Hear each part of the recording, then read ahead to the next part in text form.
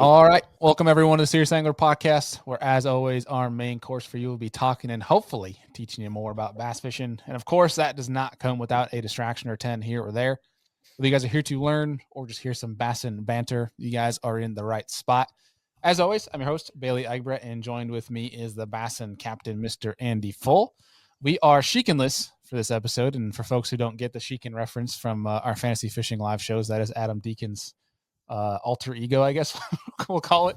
But he is not on this show today. He's actually traveling back from the BAM Tour Super 60 Championship that was on Clear Lake, which, like, obviously we'll get the full scoop from him on next week's episode when we get him back on here, or for the Seriously Western that'll go out Monday. But it sounds like he had a big comeback on day 2. He was sitting kind of down and out on day 1, but had a monster day 2, rocketed up to 13th. But just not enough to get into that top 10 for Championship Sunday, which I think zeroes out, so it makes it like a whole even playing field. But who won that event? Which we're going to get into. It's perfect segue. Thank you, Andy. Mason Maccabee, which actually competes with his dad. Both Maccabees. Randy Maccabee made the final day. Mason took home that dub. I think he had 27 pounds on Clear Lake the final day to take that home. So congrats to Mason Maccabee. We traveled this year a little bit to the BAM Tour events to help cover. Fortunately, we could not make the championship to help cover that event and do a podcast on site. But we will be having the winners on this podcast, or our Seriously Western segment anyway here at Serious Angler. But congrats to those guys, and a shout out to our boy Ty Manarola for a yet another second place finish. He was on fire this year on that Super 60 from the little bit that I paid attention. Good for him. Yeah. Well, dude, I mean, you can look at it two ways. You can look at it, yeah, he was on fire, but you can look at it from the perspective of, if you're Ty and this is like your 5th second place finish of the year, do you know how, as a competitor, how mad, like, not mad like angry, but like how mad and like driven you insane it has to be, dude? Yeah. I almost feel bad for him in a sense. I don't for his bank account, but I feel bad for him in the sense of, like, you're so close to winning. Damn, times. I got a really good paycheck every week, but I also have the title of the first loser multiple every times. Single week. And it's like, yeah, championship. I mean, very rarely do people remember those that weren't in first, but I think people would definitely remember this year with time and roll of like all the second place finishes, which is crazy. And it speaks to the competitive level of the BAM Tour out there, the Super 60, because Ty had that many second place finishes and I think got second in AOI. Yeah. Which is crazy. So it's just stacked lineup out there. Looking forward to continuing our support of the West Coast. But we have a great show for you guys today with some Southeasterners. We have a double header for you guys today. We have Mr. Brian Latimer as well as Tripp Berlinsky. Folks likely know who Brian Latimer is, whether it's through following his tournament career back when he was also with Scott Martin and that crew in that video series, or now on his own as a content creator. I mean, obviously his YouTube's giant. I think he has like 200-something thousand subs. Been watching his videos for, 5 years now. So been trying to get him on the show for a long time. We did. It's an awesome show. Talking some late fall, early winter, summer. It's November, bro. Catch up. We talked some late fall, shallow bass, and some power finesse stuff with him because his approach is rather unique in that, and a lot of tangents with him, which we always enjoy here at Serious Angler.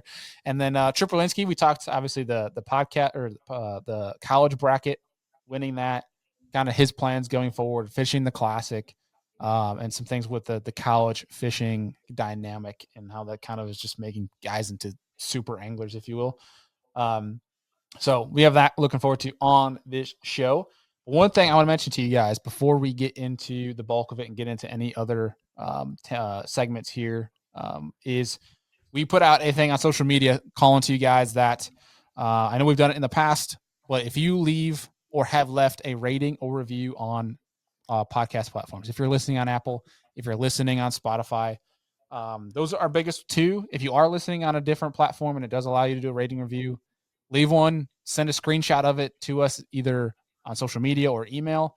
And we got a massive pack of all these Serious Angler stickers in the mail now that we'll be mailing some out to you guys generously. That's for sure. We'll give you guys quite a few when we mail those out. But if you leave us a rating review, send that over to us. If you've already left one, just find your rating review, send us an email or DM. We'll send you guys out some of these stickers. But that is only the start of what is to come here with Serious Angler. We're working on, well, lots of things, but apparel is coming.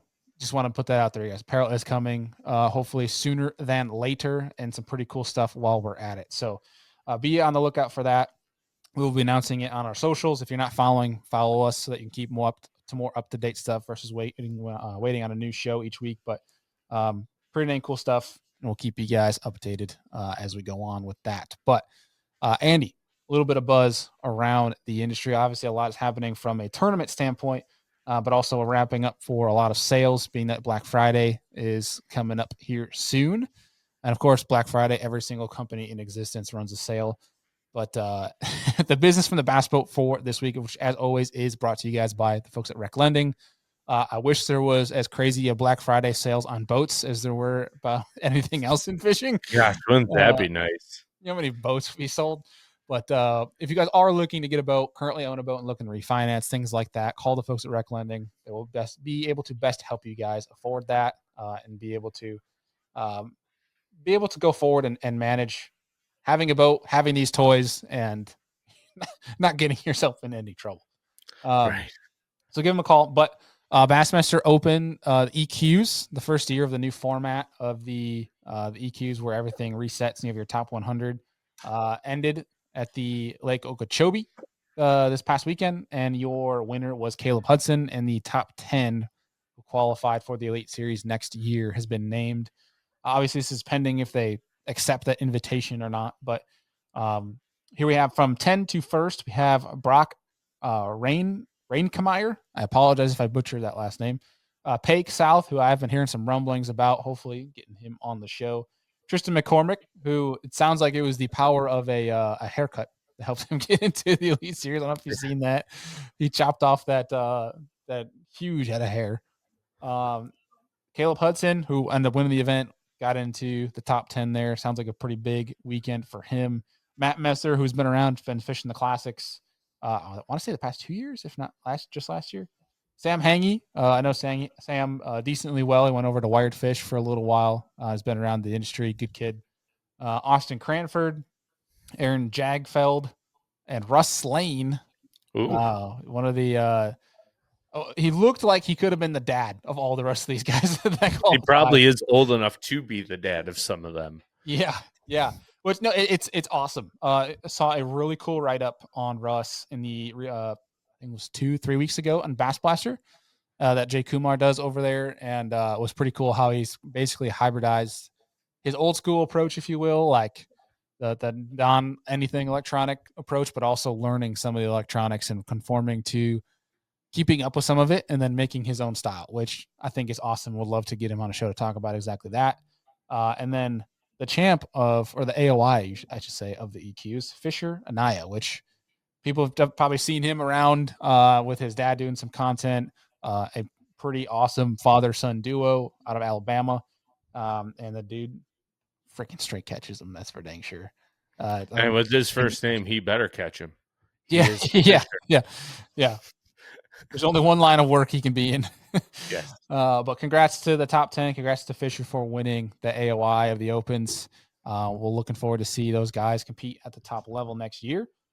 With that being said, two guys we have, speaking of new, Omnia Fishing right now has, every week with this new partnership with the Thorne Brothers, there's new stuff coming to the new arrivals. So you have Imakatsu, a lot of that JDM stuff that Thorne Brothers had is coming to Omnia Fishing.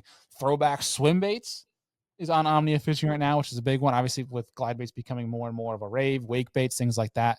Throwback, which is an awesome company, is on there now too. As well as right now until basically the day after Christmas, you can get 20% off of Bubba. Of course, I'm sure that's as while supplies last. So if you're looking to save some money on scale, tools, accessories, things like that, make sure you guys go over to Omnia right now and take advantage of that sale.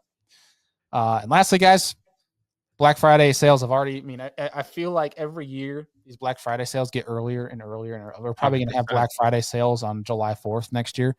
But If you guys want big sale going on at Hobie Eyewear, if you're looking for some nice pair of sunglasses and save even more money on an already affordable pair, you can get one pair for 15% off, two for 25, or three pairs for 35% off right now at Hobie Eyewear. So take advantage of that. I mean, with a warranty program already that they have, and them already most of them floating, it's pretty hard to beat that offer. But Andy, anything else for the folks before we get into today's episode?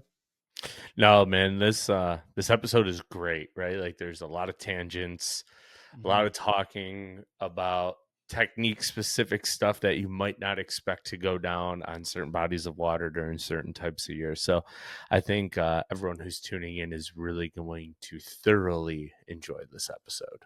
Absolutely. Before my cat jumps down the sub pump over there, we're going to get into people can't even see it in the background. But he's climbing over there. Let's get into today's episode with Brian Latimer and Tripp Berlinsky. Folks, we are joined by the one and only Mr. Brian Latimer. Brian, what's going on, man? Nothing much, my guy. Just ready to talk fishing with y'all. Yeah, welcome. Well, it may be fishing to you. Who knows? We might be talking politics for things over with. I don't know. It'll be your last podcast today. Yeah. Oh, boy. That is the one thing I think the serious angler community knows is we'll never stray into politics, thankfully. Hey, you want to end it? We can end it right here. Let's go. I'm sure we could. But right. I think we're all here to get a distraction from that, and I'm sure the folks listening are likewise. But man, so with everybody that's new to the show, we like to break it open. Is like, who is at fault for this lifelong addiction of fishing for you? Like, how did you get into it, and who's to blame? It's very, very cliche story. My pops, my dad. I know a lot of guys that have this story. When I was 5 years old, I started wanting to fish. I don't even remember making the choice. I don't have that story at all. I just grew up thinking I was supposed to be a fisherman. And my dad was a tournament fisherman too. He still is. Actually, he texted me this morning. He won this club. My dad won his club tournament, like their fall classic, the 2-day deal.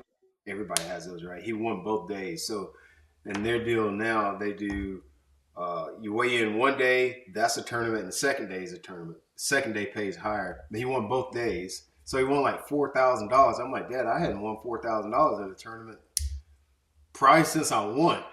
Since I cleared $4,000. But anyway, it's my pops. That's who's responsible. That's awesome, dude. So obviously we're going to be getting into some like late fall shallow bass and some power finesse stuff. But I got to ask, since you brought it up about your pops, is he similar to fishing style as you, or how does he differ if so? To be fair, a lot of the stuff that I know and learned now, it came from fishing with him.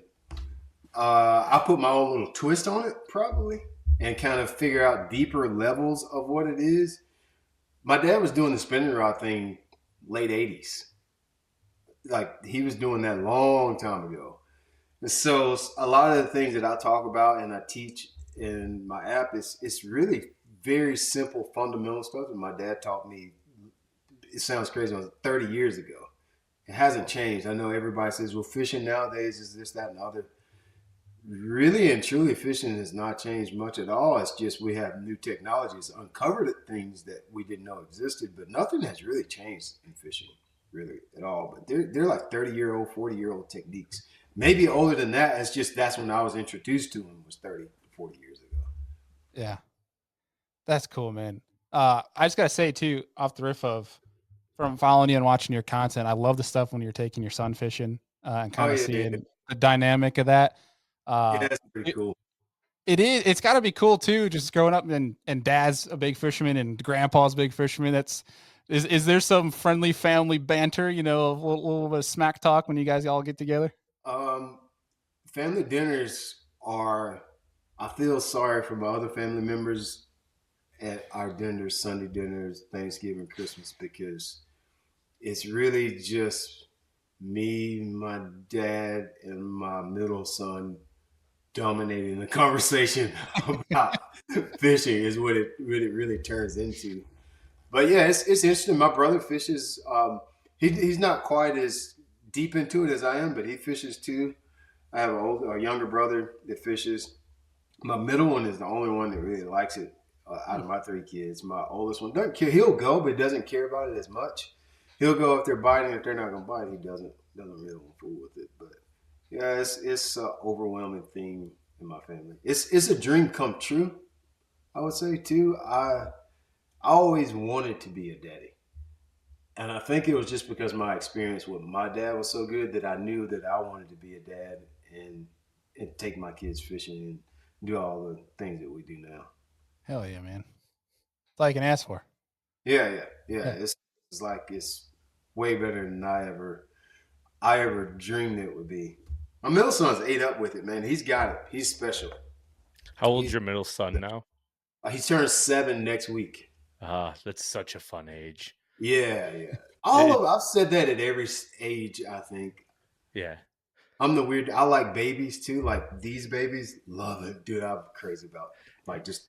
I have a 6 and a 2-year-old, and I feel like as soon as my 6-year-old hit like 6 1/4, like everything clicked for her, right? Like yeah. And she's understanding like principles of things. Like we have her playing competitive basketball right now, and she's like, I want to go fishing with you. Like, and she'll like pick up a fishing pole when I'm in the boat and start winging it around. It's a humbling experience to watch the growth and maturation of kids. And I feel like 0 to 6 was so much fun. Don't get me wrong, but now she's at that age where she like complies and understands and is willing to like risk to grow. And it's really fun to watch now.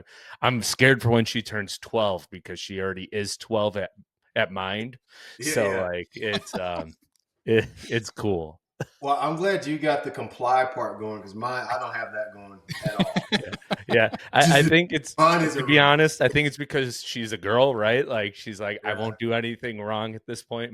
My wife, bless her soul, is kind of like not brainwash their kids, but like you do red and green choices and there's punishments and then applauses for like good and bad. So, but not like in a bad way of a punishment. But yeah, she's great. Well, here's the thing. You said you have 2, right? Yeah. I'm amazed at how different each kid can be. Oh, my 2-year-old is nuts. Like, really? Oh yeah. So that means you're gonna have 3, and then he's gonna be the wild one. So my oldest one is what you just said. Comply. He does everything he's supposed to do. He's calm. Yes, sir. No, sir. Yeah. I can say, Brev, I need you to clean up your room. Brev, I need you to take out the trash. Yes, sir. He goes, does it. That middle one, good buddy. Oh my God. Dude. Well, Tasmanian devil. Yes. Oh my God. Like even just this morning, you need Brooks, I need you to get up. I need you to get up. I need you to get up. And then after he gets up, like he fusses for 5 minutes because he didn't decide if he wanted to eat lunch or take his lunch. So now he's pissed with 5 minutes to go about, I didn't fix his lunch. I'm like, Brooks, we talked about this last night. You said you wanted to do, and then he's crying. He falls on the floor crying. The one that y'all are talking about, this fishing, that one. Yeah. That one's falling in the floor at 6:30 this morning. But that's why he's so wild. But that once that gets harnessed is going to be amazing because like he's got energy. He doesn't comply. I know this is not popular with parenting. I kind of like that. I don't want a kid that just complies with everything. It's kind of now it causes some friction in our house now. Don't get me, but he does not comply. He does not comply with anything. He's the kid. Let me tell you this. We'll move That's on just the middle child. They're the nonconformist. If I would have had him first, we would have had one child. We would have had one. But he's the kid that when we're fishing, he catches one on something, catches 3 on something. I want to change. I'm like, bro, you just caught 3 on back to back on that. Why are you changing? And then he'll get pissy about it. He does not comply with anything. Andy, that sounds very familiar. What, to me? Yeah, that's you to a T. I'm the oldest, so Doesn't make any sense here. I love it though. Yeah, I mean, yeah. I feel like too, that's how you learn pretty quick though, is like when you're in those situations where you're getting bit and you switch some things up and you learn that they don't want it, they do want it. That's why I say he's got something special, man. That's why I say man. that. Because not every kid's like that. Like he is, he's different. Absolutely. That's some of my favorite fishing memories, like to piggyback on that, like of changing baits is like catching one on a bait like right away, right? And then just dropping the rod and picking up another one and you catch an even bigger one. You're like, now we're on to something. Hey, so this is wild how we all process and like contextualize everything. I'm the exact opposite. I'm like the exact opposite. If I catch 1, 2, 3 on, I don't know, a jerkbait, bro, that'll be my lure for the year. It's glued. I've had tournament seasons where I have a bait that is my season bait. Like I've caught them at every lake, every stop on that bait, every single one. I'm like the exact opposite of exactly what you said. Like to change, I don't want to explore. I want to like no, let's zero in on something. You're just sticking to the hot hand. You're keeping what you have confidence in your hand, and there's nothing wrong with that, right? Like if you're confident, you're going to catch both of fish. them are right. It's like both of them are right. You know, like there's two truths there. I like it. Yeah, for sure. Yeah, there's two different styles of learning. I like that. Yeah, that's two things. Well, I think that's what we call fishing, right? Like because you have to fish your confidence to catch fish, and for instance, if I'm confident, I think I can get a bigger bite on something else. That's the way I'm going to fish. But there's also times where I will fish the same exact bait 300 days a year when I'm smallmouth fishing, and I won't put a certain rod down because I'm like, this is what it's on. This is how it's been going down. And yeah, we're going to catch them this way, and I'll stick with it. But if I'm on an unfamiliar body of water, that's when I start like just trying things. Yeah, makes sense. I know one thing I tell people, and the app that I have is there's no absolutes in fishing, and fishing is more like art or music than it is math or science. Which is ironic. I say that with the name of the podcast, but it's very contextualized. You can if I say throw jerkbaits on windy points or drag a shaky head on rocky points, on those same points, a different angler could come and catch them on a different bait, a different technique. There's always multiple things going on any body of water all the time. If you don't believe me, just look at tournament results. Look at the top 10 photos. There's always somebody that caught them shallows, somebody caught them a little bit deeper, somebody that did something slow, somebody did something reaction. It's never just one thing at any tournament ever. If there's unless they're smallmouth fishing the St. Lawrence. No, same thing. I caught all my fish at the St. Lawrence this year in like 3 foot, 2 foot. Yeah. I can see the bottom everywhere I caught fish. I caught 23, 20, and 23.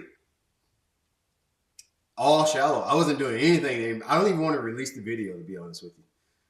I haven't released it yet. I've got to where I do that is to kind of let the sizzle die from the tournament and then post the video because your competitors are watching that stuff now. Oh, absolutely. They used to not, but now people are watching like my competitors are watching it. Oh, yeah. I turn it off. I don't try to let it sizzle. But like St. Lawrence, no. I catch mine on crankbaits and a Nico. That's so fun. You mentioned something quick there. As somebody also putting out videos, I see exactly what you're talking about. Like, especially if they want to know the fishery, if you use like the fishery name in whether it's any part of the SEO of title, whatever, you'll see like, especially the days leading up, there'll be a certain uptick in viewers on that body for that video on that body of water. Everybody's watching that. So I was on the front end of tournament vlogging. Yeah. When I first started, there were really only about 3 of us. And I really didn't figure out how to do it, honestly, until 2020-ish. But when I first started, it was just me, Scott, and probably one of the Shryoks. I want to say. were the only ones that were steady doing it. There were a couple people, if they had a good tournament, they would do. That's not vlogging. They would do, if they had a good finish, now all of a sudden they got a lot to say, but if they had a bad one, they didn't really say much. So in the beginning, you know, people laughed. It's always around the camera. Look at that boy walking around all that camera gear on. A year later, people were calling me, asking me how to do that. Mm-hmm. Then I started noticing the way that I fish is I don't really change the way I fish according to the fishery. I wish I would have learned that earlier on. I had way more success, but I really learned that you could take 3 or 4 things and fish them anywhere in the world, like anywhere. And I started learning that, and a lot of times I had all that stuff to myself. And then I kind of started noticing, like, God, why are they over here now? Like, nobody comes back in here. And then people would make little innuendos in bag line or, you know, just in passing. I'm like, you watched my YouTube video. That's why you're in here. Mm-hmm. So I've kind of slowed down on that a little bit on purpose, or don't put parts in the video on purpose, just because of that. Yeah. Yeah. I mean, especially when you have tournaments on as a priority for you, like you have to protect some of that stuff. If that's part of, you know, your career, your money make, you got to protect that. It's getting a little, it's starting to get a little weird now. It's definitely starting to get I but can the parts video, I don't want to show you, man, because the stuff that I was doing is so simple. Like if you could hold a rod and reel, you could catch 20 plus. I'm not looking forward to putting that video out at all. Yeah, I definitely see what you mean from that standpoint. Especially when we were talking earlier about smallmouth fisheries, and like figuring them out, and like you have to figure them out, then you can catch them. I feel like St. Lawrence might be the exception to that, because I think if you have a hook anywhere in the St. Lawrence, you can catch into fish. Maybe not great ones, but you can run into fish. You know, people say that. Can I just blow this conversation? I'm being like the negative guy, the one upper here. But listen, let me just blow that out of the water. All right. The St. Lawrence is my least favorite northern fishery. I know, y'all go ahead and shoot me. All right, really quick. Go ahead. It's my least favorite one. I think it's the hardest one. Now, keep in mind, everything's context, right? So MLF, we always come out of Messina. Yeah. I've never seen anything down there where I think it must be easier, like way down by Clayton and all that. Yeah, I've never even made it past the Narrows. Oh, okay, yeah. So it's a whole different deal past the Narrows. Yeah, everything was at Chippewa Bay back towards the St. Francis Dam is where I fit. Much faster. I don't think it's easy, personally. My personal opinion, I don't think it's easy. I can sometimes catch a lot of fish, but to get on 20 pounds plus, in my mind, what I know about fishing is not as easy as people make it sound. 100. Yeah. So I guess to quickly backtrack, I would say to get bit in general, the St. Lawrence River is fairly, to catch 20 plus. Yeah, it's a little bit different, but to your point, you're correct. Yes, it's not quite as easy. You can drag those bars all you want, and I catch like 2 pounders.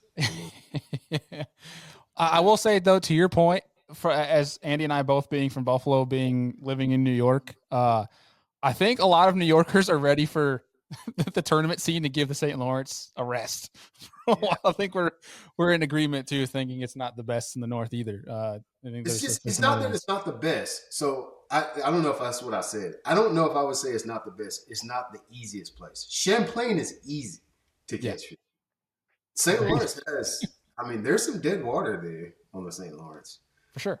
And you have to contextualize, like I said, being from the South, I don't have anywhere where there's current like that at. I don't have that. I don't have anywhere where I do have one place where there's 20-foot visibility. Just the way it sets up is very one-dimensional in my mind. You know, like it's just very one-dimensional how you fish it.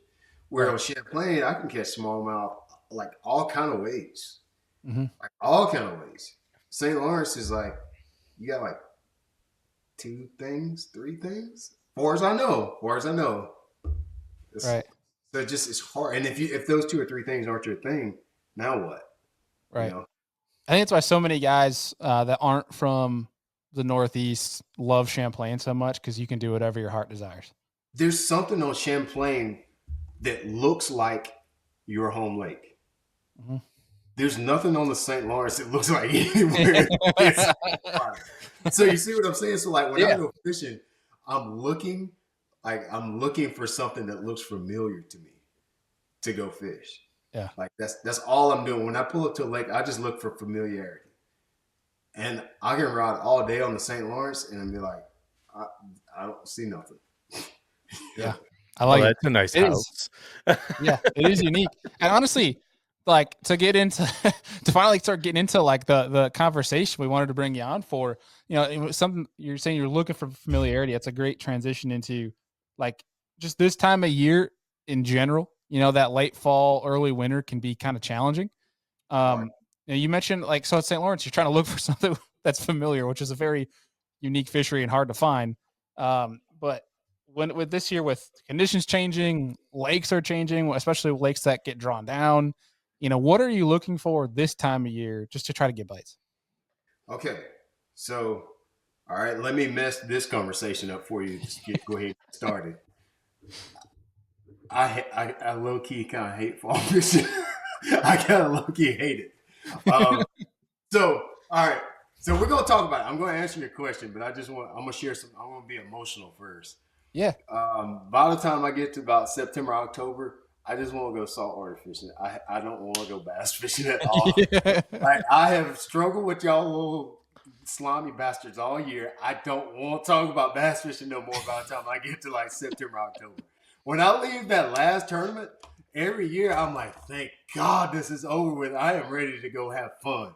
So now, and I also have something like we talked about guiding. I used to guide a bunch, and I would guide in the fall because that's when I had the most time to make money so I could fish the next season. So I am like a scorned woman when it comes to fall fishing. I had to do it so much that now I'm so happy that I don't have to do it that much. Yeah.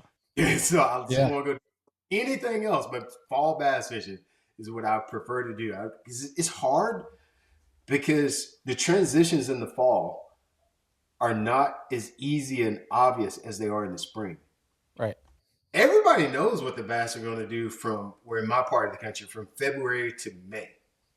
They're going to be doing something that has to do with the spawn.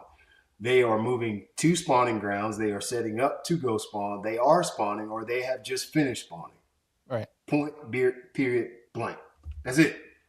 Point blank, period. However you say it. That's all they're doing. There's nothing to question. All right.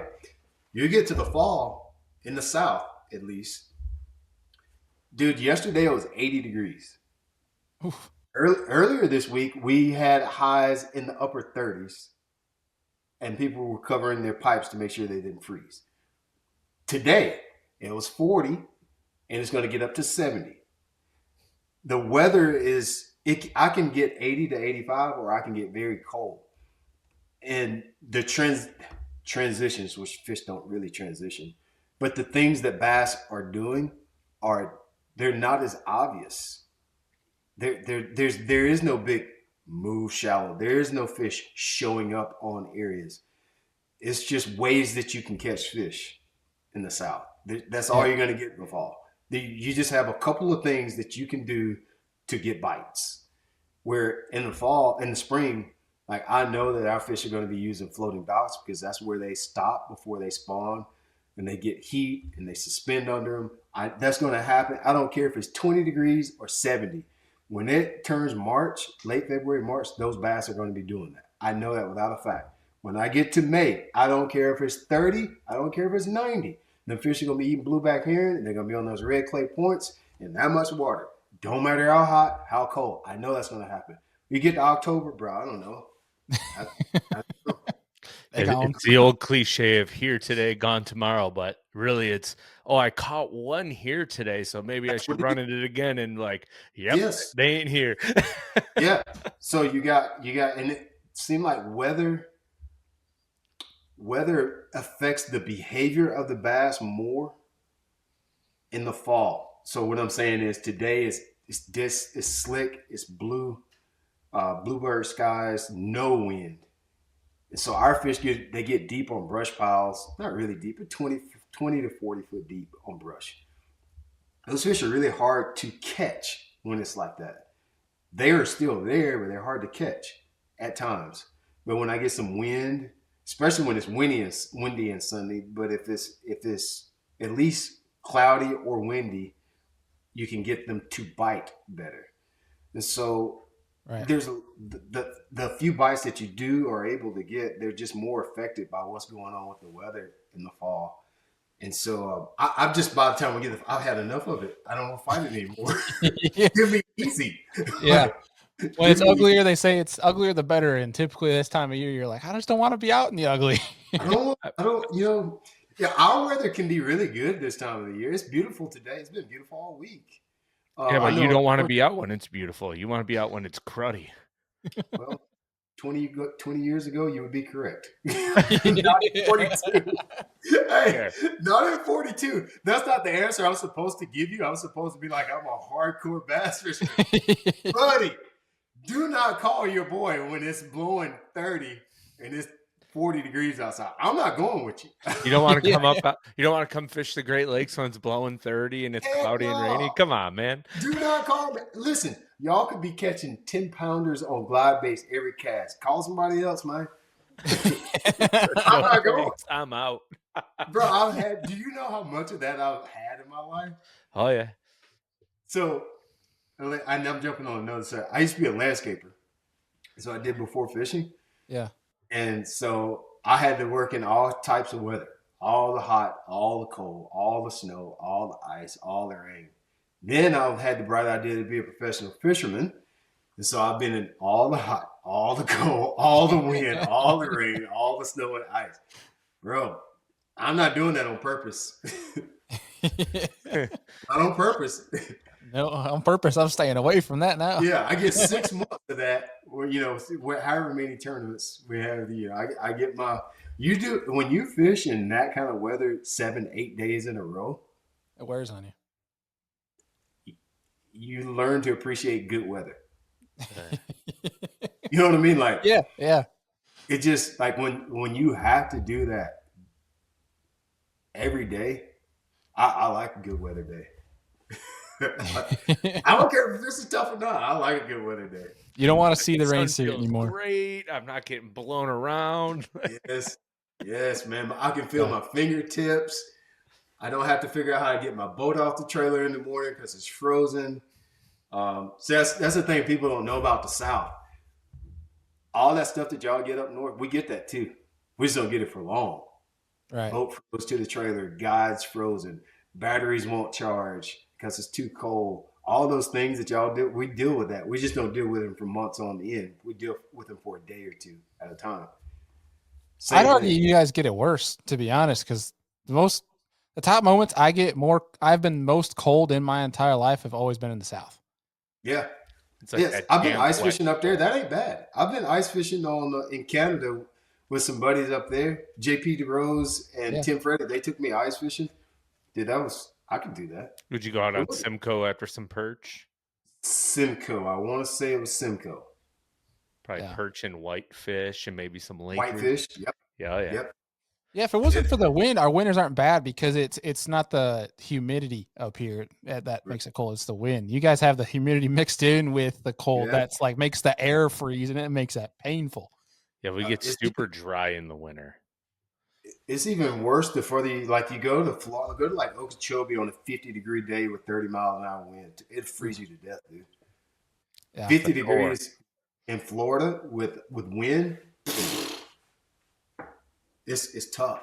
But yeah, it gets really cold here. Yeah, right.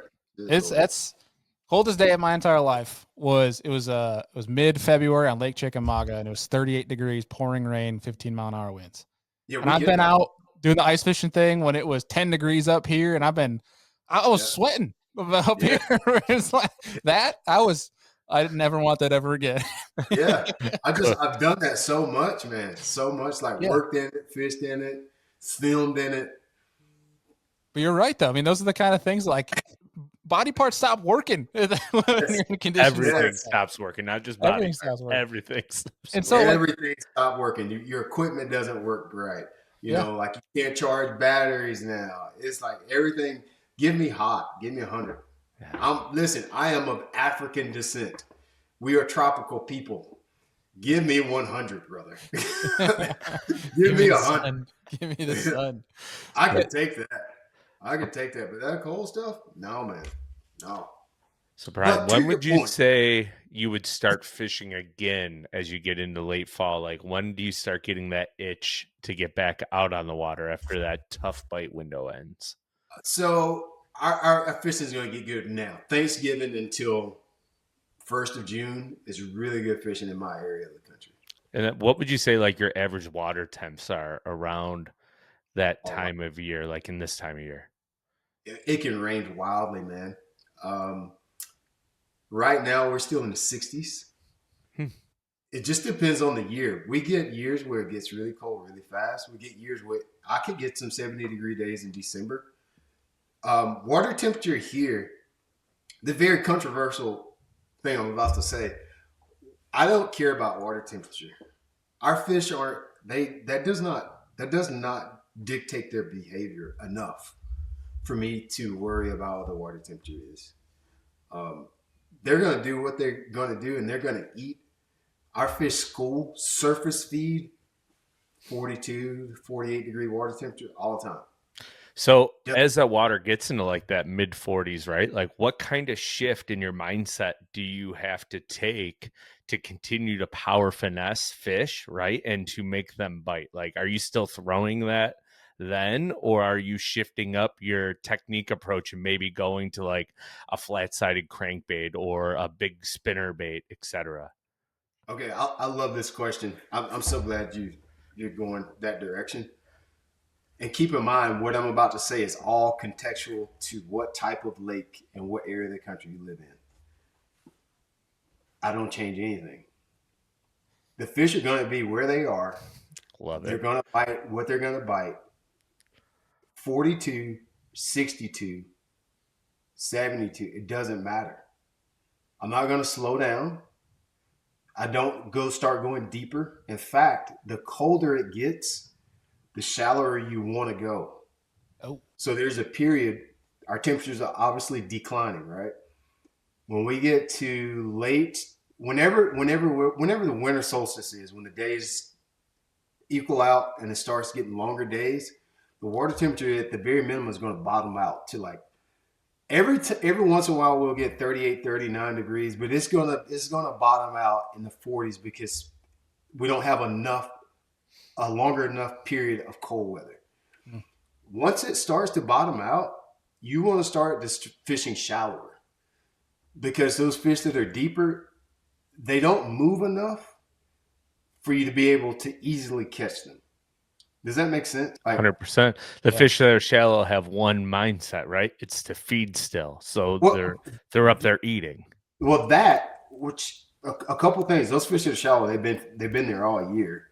But just think about putting your bait in front of the fish. Is it going to be easier for you to put your bait in front of a fish that is 30 to 40 or 50? Or is it going to be easier for you to put your bait in front of a fish that's in 10?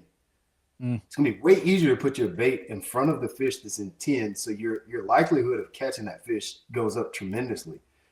Those fish that are deep, they're just not going to be quite as active deep once it gets late January, February. So then I start fishing shallower, and I actually catch bigger fish shallower when you get to that time period. That water is going to warm up a little bit faster shallower, but our water temperature.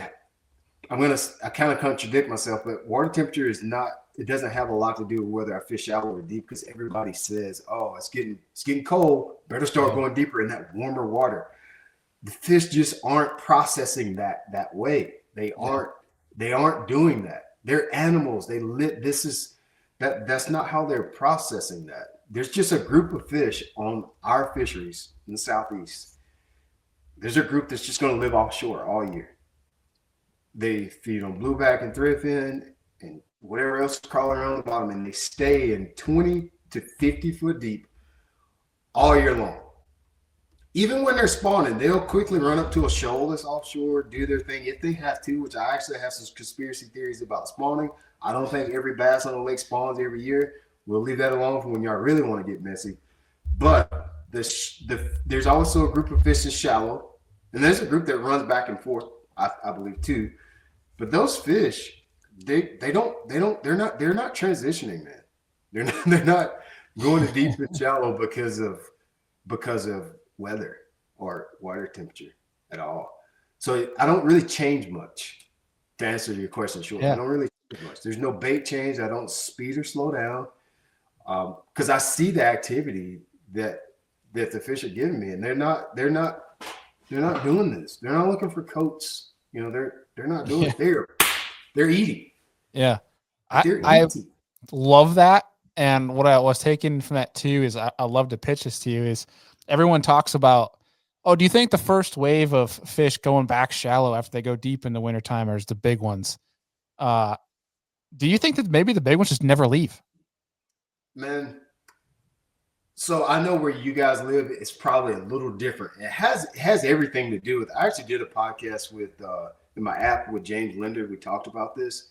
Yeah. It's so important for you to understand what type of lake you have and what the fish in your lake are eating. Because when we talk about transitions and fish moving from shallow to deep, it's all relative to what the food source is. If the food source goes shallow to deep, then the fish will. If the food source does not move, the fish do not move. So we're calling these things transitions when really it's the food source that's moving because of weather, causing the fish to move. And where I live, where I fish mostly, the food source does not really do much. They move one time, have a herring spawn in the late spring. Water gets like 60 to 70. And they move, they'll kind of bust up on that. But then even at that, I'm finding that still there's fish in 30 and 40 foot of water in May, in March, April, and May, when we used to not think about it. But they're just following the food source. And if the food source doesn't move, the fish don't move, man. They don't. I love that. I love it. They don't. Well, so for people that obviously have the folks like you mentioned that they're going to go deep in the winter, they think bass will move deep. But for people that stick shallow, what areas do you think are hot or I guess often overlooked to catch fish throughout these winter months shallow? So again, I know I know I'm beating a dead horse here, but that's how we drill the point in, right? It's all content. So what type of lake we're talking about? So let me just say, everybody's familiar with Lake Hartwell, Savannah River Chain. That's my group of lakes here in South Carolina.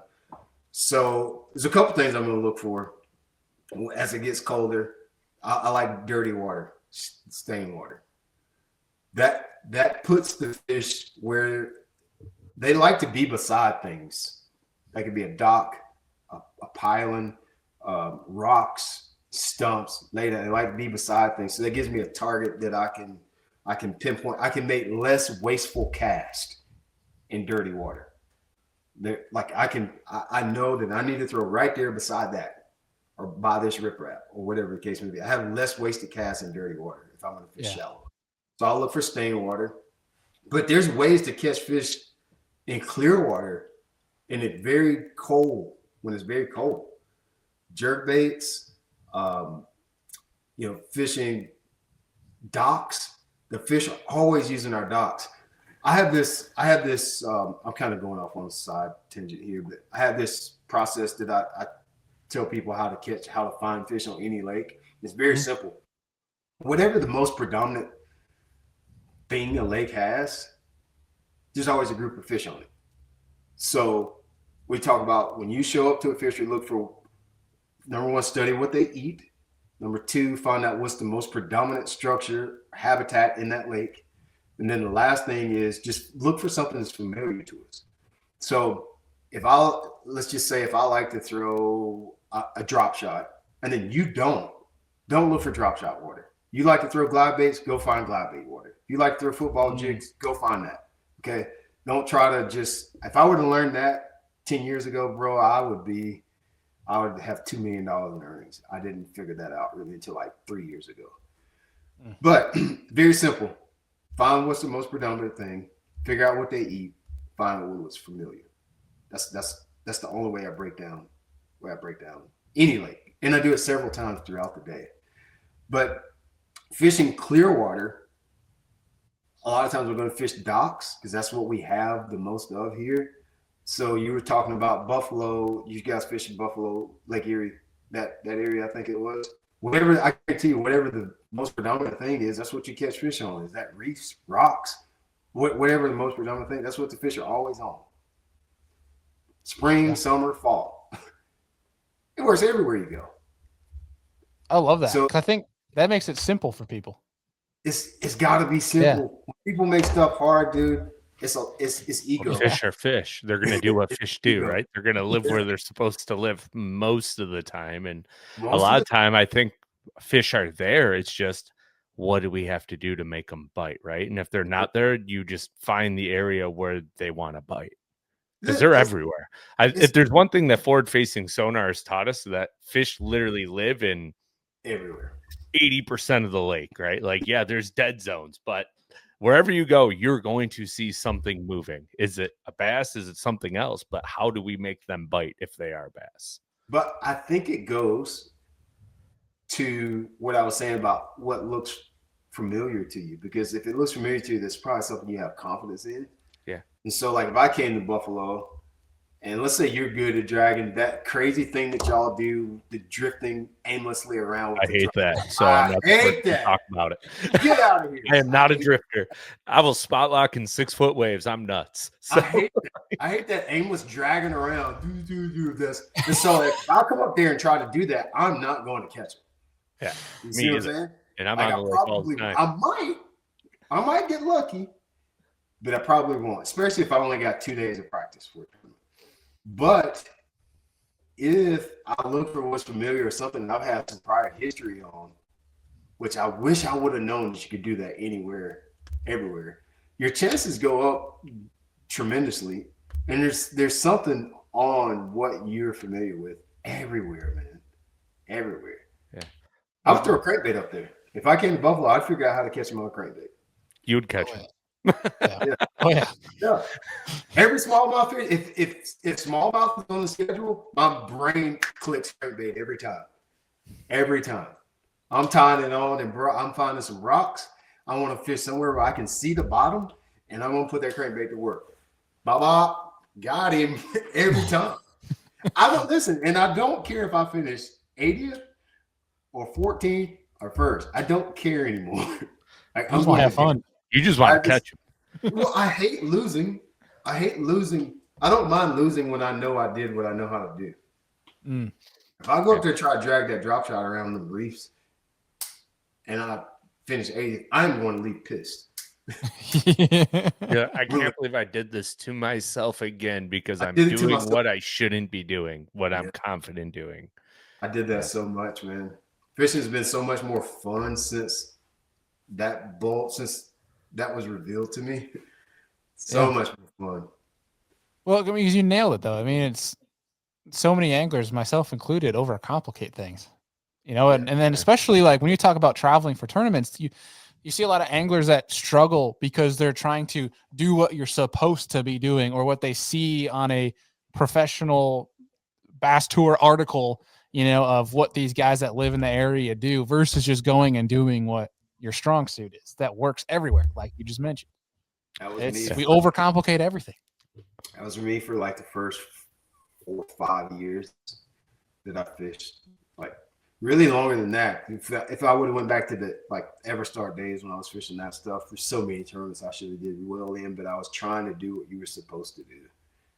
Mm-hmm. So much more fun now, man. Yeah. Well, all the articles, the magazines say they're supposed to be doing this, where it's just like, damn it, it's windy and clear water. Throw a damn jerkbait.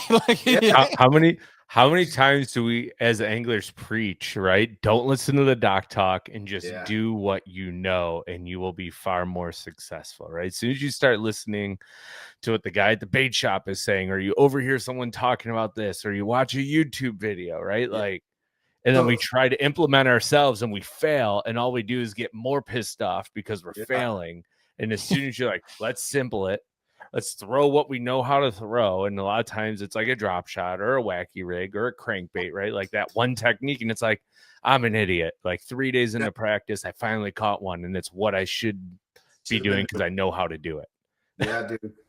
It's imagine how hard it is for guys coming along now, because at my age, all I had was articles and top 10 like write-ups on the tournament websites. Now you've got all the tournament history on the tournament websites, the league websites, YouTube, vloggers, influencers, social media, Facebook, TikTok. They have so information overload. Wow, bro. Like, thank God I'm not having to deal with that because I'm just so programmed. And sure, they're better. The anglers, I don't care what anybody says, the current day fishermen, they're better. People are going to argue with that. They're going to not like that. They're better fishermen. But I am probably having more fun fishing now than I ever did when it comes to tournament fishing. I used to dread it back in the day, but now I look forward to it because I know I only got like 3 things that I got to worry about. And then if those 3 things don't work, shoot, don't go. It'll work the next one. Let's go. Whoop, whoop. Like, I don't care. Yeah. And that's there's something about being free. Yes, free now. I just didn't know, man. I just didn't know. I just didn't know. That's just the biggest thing was a mentality shift for you, right? Yeah, just the mentality shift. Because I didn't have a big group of people I travel with or anything. I'm gonna say his name because we always say anglers' names when they do something wrong. I'm gonna tell you somebody that really opened my eyes to this. There's 2 people. One was Wesley Strader. He was one of the first pros that really talked to me, like in Bagline, or just acknowledge that I was even there when I first started. Him and Andy Morgan, they would acknowledge me. I'm not saying like we used to call each other up and talk fishing, but he would just acknowledge me. That means a lot when you first come on the scene. Yeah. He would just talk to me sometimes after practice or something, and he would just tell me something so simple. Like, bud, you need to throw a spinnerbait. And one of the trophies back behind me, it was from Wesley Strader telling me I needed to throw a spinnerbait at Douglas Lake in an open one time. Dernier won the tournament. And that's when it clicked. I was like, oh, dude. And then I would talk to him. I asked him what he did. It was always something like super simple. I just throw the chatterbait. I'm like, bro, it can't be that easy. And then he would always be top 10 or gas check or whatever. But if you really think about people that are good, the anglers that are like really, really good outside of like phenoms, Jacob Wheeler, he's not normal. Like you can't go, superhuman. That's not fair. You got like Jacob and it's like the rest of us. But most people are specialists. We always talk about you got to be versatile. You got to be versatile. I think that is over dramatized. If you could just get good at like a couple of things, I think that's a better route. See, I love this debate because you have like, I feel like a lot of the younger guys growing up are extremely versatile. Like, I feel like that's almost becoming more popular, but you still definitely have specialists that are winning one-off events, if that makes sense. You know, but let's talk about that. Are they really? Because it seems, in my experience, it seems like they're more just straight up electronics. But am I wrong? Am I over dramatizing that? I'm totally open to that. Well, I wonder too, like it's a point of like scheduling, right? Like how much of it is scheduling that allows them to use their electronics? Because if you look at, we'll just call out an event this past year, right? Like 10 killer on the Bassmaster series. How many of these electronic guru young guns were in the top 15 flipping bushes up shallow? How did that one turn out? Did they have did many people catch them flipping bushes in that one? Yeah, like Lobert took second. Trey McKinney was like third or fourth, I think. And there was like 2 or 3 other ones right there. And Wes Logan won. So it's funny you mentioned that. So I remember when all this got started like 2021, 2020, 2021 is when you start seeing this come up a lot. Yeah. Electronics I'm talking about. I was like, don't worry about it. As soon as we go springtime, we go to Beaver Lake, we go somewhere it's flipping bushes, their stuff ain't gonna play. Boy, I was wrong. Mm-hmm. Hey, them suckers, if they finding spawners with this thing, they go to Kentucky Lake in April when every fish in the lake is on the bed and they find them on stumps. They find them in pockets. They find them. We went to Lake Hartwell this year in March. You know, our trail, you can use it one day and then you can't the last day. And dude, them guys, I would catch heavier weight on day 3, which is usually if you can just maintain on day 3, you'll move up a lot. There were days this year where I stayed either improved or stayed with the same weight on the last day on championship day and moved backwards when the forward facing stuff came up in the springtime on Lake Hartwell in the spring, where every bass and every cove was on the bed. And so it seems like guys are learning how to use it to do anything with now. But there are a few tournaments where it did drop off a lot. Like, yeah, no, I think to your point, man, like I think anyone's naive to say that there aren't guys that are only good with electronics.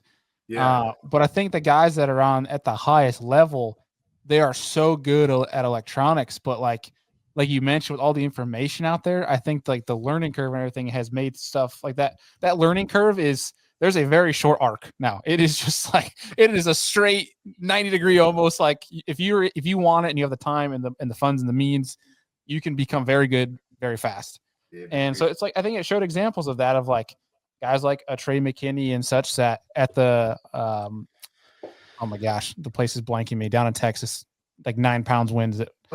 Patch Slapper won this year. Andy, what is it?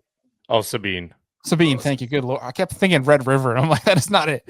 and that could be right there too, right? Yeah, guys like that do so well, you know, flipping, doing the shallow stuff. You know, Wesley 2 years ago, swim jig in Lake Fork, and then you have John Garrett flipping in Florida. So there's a bunch of these little off examples, but like you just see them show up constantly different places. And obviously the North is always going to be dominated by electronics unless there's a league that turns that off. But I think there's a lot of that young generation that, especially ones that came up through, say, the college ranks or had great mentors that lived through both the era of non-tech and tech, that they seem well versatile. And you're definitely going to have your electronic heavy folk, but I think the ones you're seeing do well universally are ones that aren't afraid to turn it off and do other things. They're just not going to be. They're just so good. Like I travel with a guy's 22, 23. I tell them all the time, like, dude, you know everything. You know more than I know. And I'm 20 years. I've been doing it 10 years more than you. They know it all already. Like when they start. Where I'm just now getting to where, okay, I see the smoke. You know, I'm just kind of like I think this year would be my 9th year fishing the tour, like travel fishing. Yeah. And this kid has come along 2nd year. They know just as much or better and got just as much knowledge of when we go to places as I do. And I've been there 2 or 3 times. They're just better. They're just better. Well, I think a lot of it. Sorry, let me cut you off. Go on. Well, I was just gonna say, people gonna say, well, they have more of this and they have more of that. I mean, yeah, but I had more resources than Guido Hibden. You know what? So True. I mean, I don't like saying that they have more resources than this. Yeah, they got more resources. We provided the resources, you dummy. Right. Of course they got more resources. There's never going to be a time where there's less resources. There's always more resources. Yeah, absolutely. I love that conversation. I think you can go in so many different angles. It is fun if, not that it's not a controversial topic, but it's just painful for. It's so weird. I think I'm the older generation now. I'm not really sure where I fit into this. 40 is like the oldest of the young people, but it's just really hard for us to admit that there's people coming that's better than us. Mm-hmm. That's really hard for people to just verbalize that. And for me, I don't have a problem with that because I know that I've done as much as I can with what I had to work with. I'm happy. I think you get that from anglers that didn't pour out all of their gift. And so they were planning to fish 30, 40 years. Like I'm going to fish all my life, but I know like since I started, I've known that this has an expiration date. Right. There will be a day when nobody cares about your vlogs, nobody cares who you are, nobody's gonna call you to be on their podcast. That day will come. And so, like, I feel like I've taken advantage of what I had. And so it's easy for me to say, like, y'all come on up. It's even to say, y'all are better, come on. But I think when you don't have that perspective of, like, I've exhausted all of my resources and I did the best I could with what I had. And then you see more people coming that are better. You're like, wait a minute. Like, I haven't finished yet. I think that's why it's so hard for an older generation just to say, look, they are better than us. It's okay. Like, they're just better. I don't have a problem with it at all.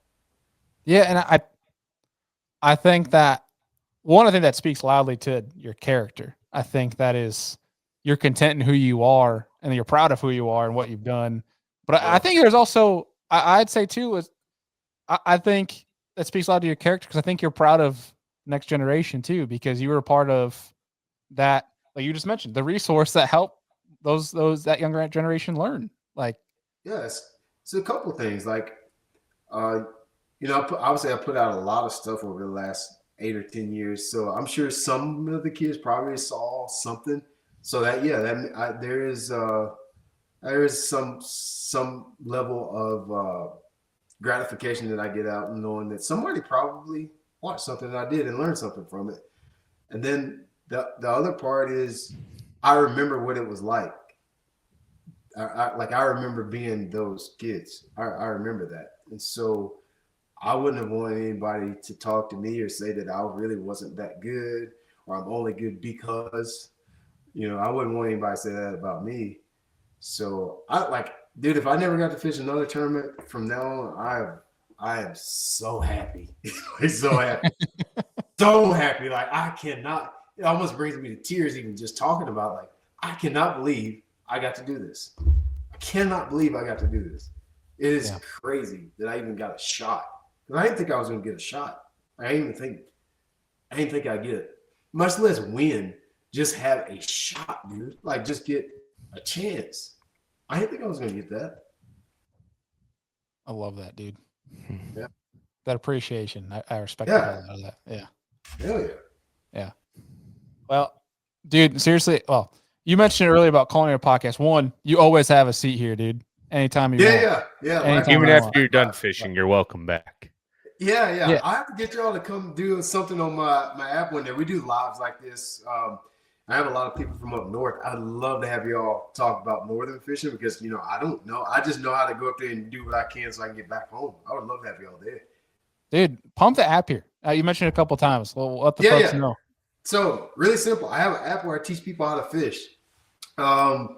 It's called Straight Up Fishing School. If you go to Apple Play, just type in SUF School, like the acronym SUF for Straight Up Fishing School. And I mean, I could pitch you on a bunch of cool stuff. It's a good community for you to learn how to fish. We have all different levels from kayak fishermen, bank fishermen, serious tournament fishermen in that group. It's just a great community to be a part of if you want to learn how to fish. Very simple stuff to teaching people how to use electronics. So, join it. It's a lot of fun. Yeah. Well, for people that are tuning into the show, obviously we'll have your socials linked down there, but we'll also link the link for the app too, so they can go and click on that. Great. Yeah, I really appreciate that. Of course, dude. We'll go and check it out. But yeah, dude. Well, we're gonna start wrapping this sucker up, and we always have some fun, lighter-hearted questions. To end these shows on. So with that, Andy, take it away, man. All right. So it could be you or someone else, but what is the wildest thing you have seen an angler throw to catch a fish and worked? Oh man, the wildest thing. Man, so here's where you messed me up. I already had one, but then you said to catch a fish. so there's a big difference there. I'll see some wild things, but they usually don't catch fish. I just got to stick with it. I haven't really seen anybody actually catch a fish on something really wild, but I definitely remember I fished a fall time BFL, and I remember fishing offshore on our blueback herring lakes in like 30 to 50 foot of water. I had a koi one time tied on a yellow horny toad and was throwing it out there over 30 to 40 foot of water. I'll never forget that. I tell that story every time. I don't know what he was thinking, but he threw that yellow horny toad out there. That's the wildest thing I've seen. Now, he didn't catch nothing. He thought you were going to the bank is what he thought. Bro, I wouldn't have thrown, if you had to see this, I wouldn't have thrown this sucker in a freaking trout tank at a fishing show.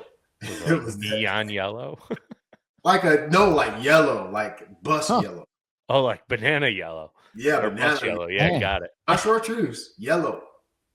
That's crazy. Yeah, wow.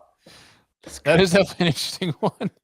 Yeah, so just imagine me coming up there and fish with you on Erie and then just start throwing a horny toad out in the middle. Let's do it.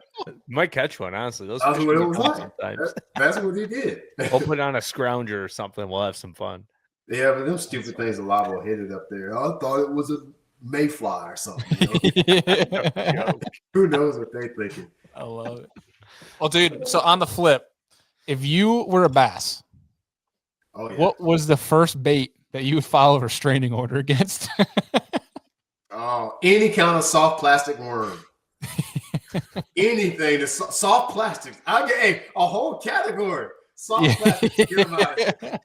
I would ban all soft plastics. Y'all can't throw them no more. No flipping, no drop shots, no worms, no more nothing. No TRDs, none of that. Throw it away. Gone. Throw it away. Because what don't bite soft plastics in the bass world? It's got to be, 60 to 70% of. Yeah. Think about it. If you get rid of soft plastics, I could just go maybe 20 foot and deeper and I would be safe. Because y'all ain't got nothing else that could get me out of that depth. If you want to get 20 foot and deeper, it's almost always soft plastic. Get them out of here. Lock them up. Lock them Lock them up. Oh, that's amazing. Get them out of here, buddy. I don't want to see no more soft plastics. That was perfect. I love it. Yeah. Oh, man. Well, dude, seriously, again, thank you so much for taking the time out. This is the last question we have for you, man. Is we always end on this one for everybody. It's their first time on the show, and that is, you can invite 3 different people to dinner to pick their brain. They don't have to be fishing. They could be alive 1,000 years ago, alive today. It doesn't matter. Any 3 people, who are you going to invite to dinner? Definitely one would have to be a musician. It'd be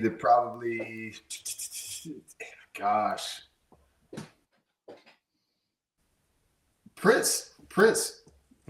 He I have a lot of curiosity about Prince. Very intelligent individual.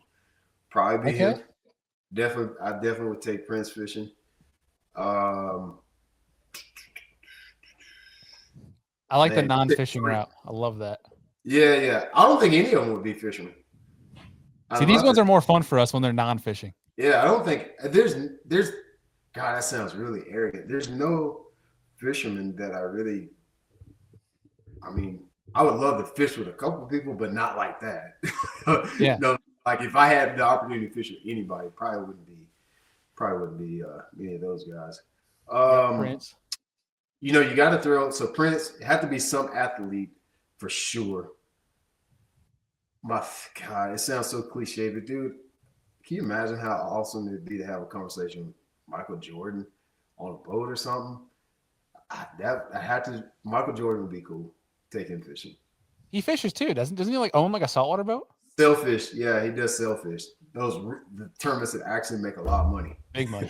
Yeah, they make a lot of money. I'm like, listen, they make a lot of money, and they're not on TV. Nobody knows anything about it. So we need to be. We're always talking about football and this, that, and other. We need to be. You know why they're making some real money is because the boats they use actually cost a lot of money. A lot of money. Yeah, that's right. So Michael Jordan for sure, and probably my granny. So and this is a story behind it. My granny, she has a lot to do. I talk about my dad so much with getting me into fishing, but my mom and my grandma, I call it granny, they had a lot to do with me becoming the person that I am as a fisherman. My daddy brought me to the sport, but my granny. So we had this tackle store. It was actually a hardware store. It's called White Jones on Chocolate Ferry Road in Anderson. I used to beg her to take me to the tackle store after school every day. It was only like a mile from our house there. I used to stay with my granny every day after school. And dude, she would take me and just let me look down the fishing aisle and stuff. I got to work when I was a kid too, so I had money and I could buy tackle and stuff. She would take me so many times to the hardware store to let me look at fishing tackle. And dude, that fed my passion at 6, 7, 8, 9 years old. And so if I could take anybody fishing again, it would be her. She's passed on now. That would be so awesome because I want her to see me now. She knew who I was going to be before I was who I am. She would always introduce me as her little fisherman. You got to remember, in the 90s, that ain't cool to be a 10-year-old fisherman. Nobody's doing that. That's not cool then. You know what I'm saying? Like, now it's cool and people know what it is. Right. Like, professional fishermen is, as much as we don't like to admit it, like it's a legitimate way to make a living. It was not in the 90s. Nobody even, what do you mean you want to be a fisherman? And then for my granny to know that that's a thing, that had a lot to do with who I am today. So if I could take her fishing so she could see the boats and see me go across stage or any of the things I'm doing now, dude, that would be so awesome. And then the whole YouTube thing with my mom, she was vlogging before vlogging was cool. My mom was walking around, with the camera, you know, doing stuff. And when I fished club tournaments with my dad, she would interview me at home after we brought home the money. And then when I look at it full circle, I was like, no wonder this feels so natural.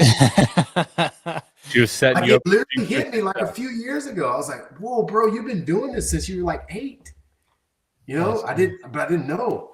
So she laid the pillars for you. That's amazing. Yes. Mama, my mama and my granny are responsible for who I am as a fisherman. Daddy brought me to the sport, but they don't get enough credit for the other things that I've become since then. Dude, that's awesome. Was she filming for just family keep videos type stuff to watch at a later date, or is she having them stored somewhere? If you go to my YouTube channel, I put a couple clips from the 90s in that tournament that I won at Seminoles. A couple clips that I put in there.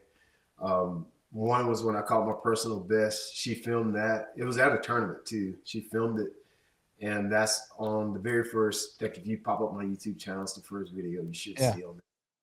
But yeah, she filmed. We'd be cleaning fish. We bring them home. We knock the sides off of them in the garage. She would film that. Sometimes she went fishing with us. Bro, she was vlogging this crap in not like 92. That's amazing. 92. She was taking videos of us fishing.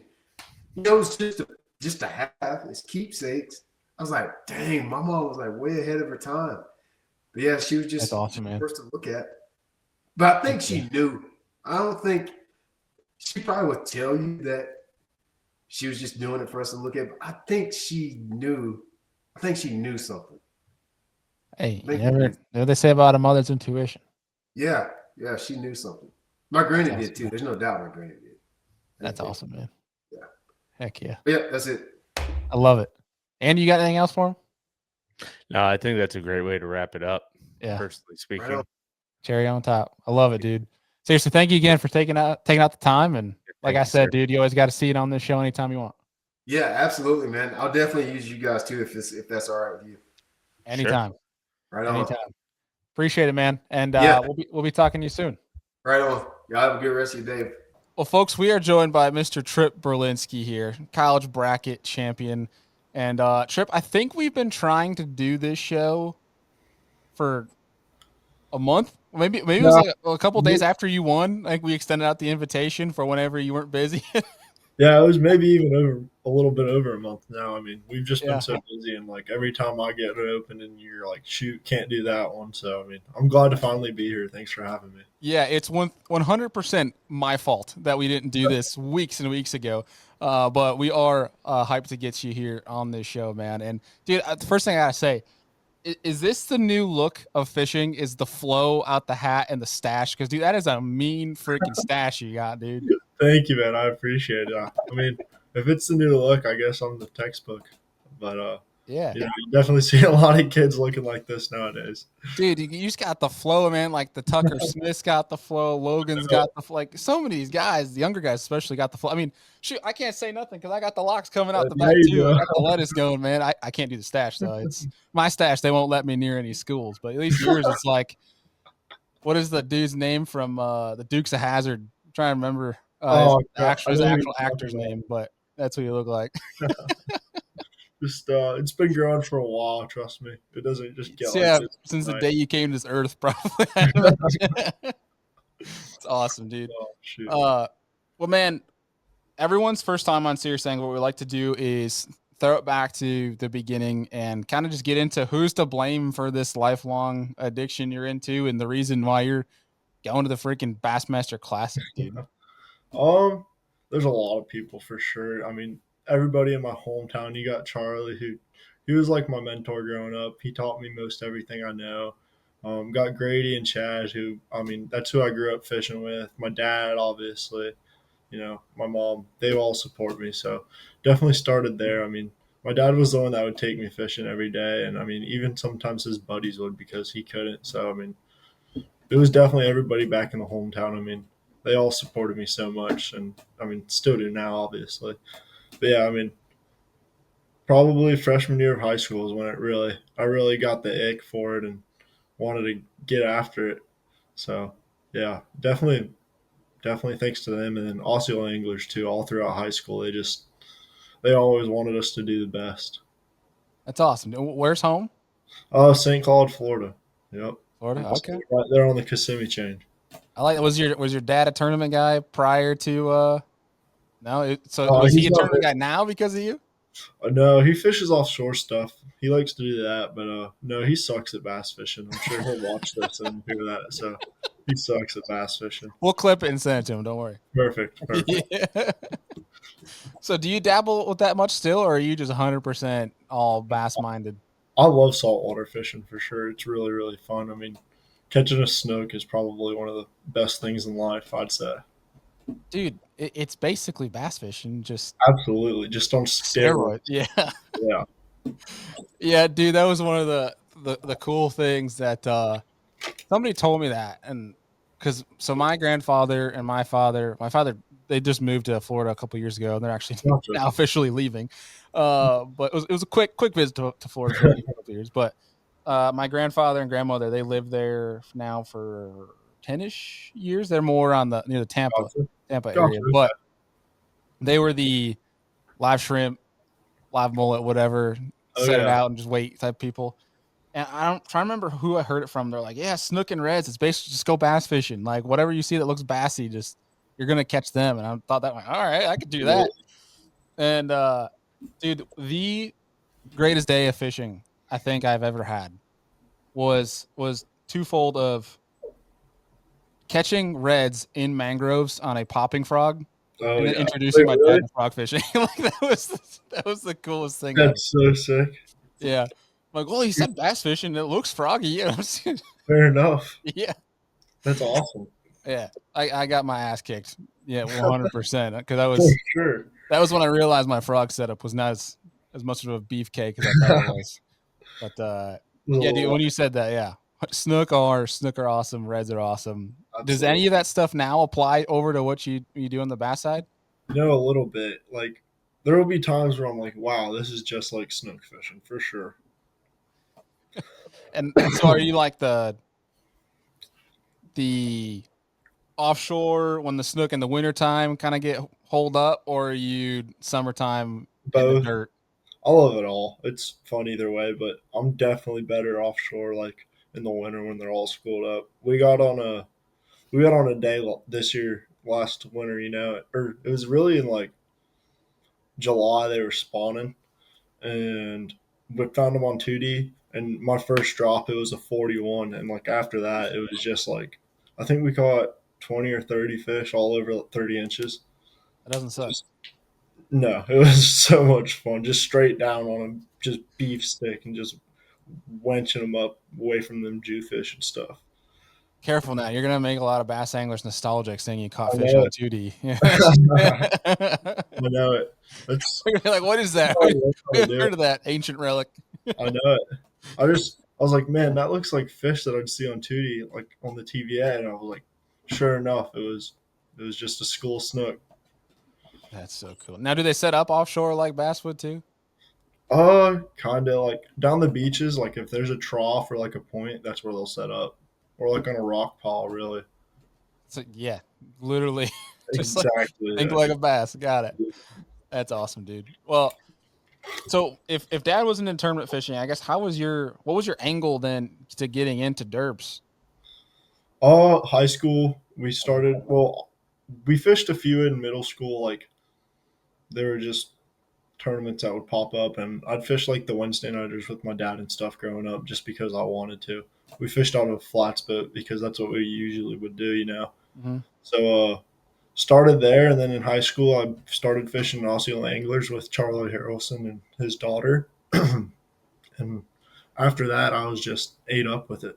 You know, I mean, we just fished every single day, and then I got my own trucking boat, and after that I just you never saw me again. I was just fishing. And he never went to school again. Nope. I mean, I had 2 classes my senior year, so I'd go to school in the morning and be done about 9:45, and every single day I'd go back home, pick up my boat, and go fish the Kissimmee chain until dark. For high school? Oh yeah, Damn, I went to the wrong high school, man. I was a good student, I guess, but Yeah, that's one part, I guess. That's pretty cool. oh yeah. So if somebody were to ask you then, Trip, if you were to use, I guess who you are as an angler, as a bass angler, whether it's, a fishery that you'd excel in or just a style of fishing, I guess, how would you describe yourself? I just love Toho.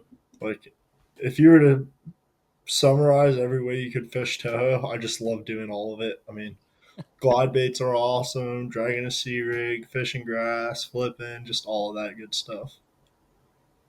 I like that. Just So fishing. you are by any means necessary is what you're trying to get at. Oh yeah. Yeah. Just put him in the boat.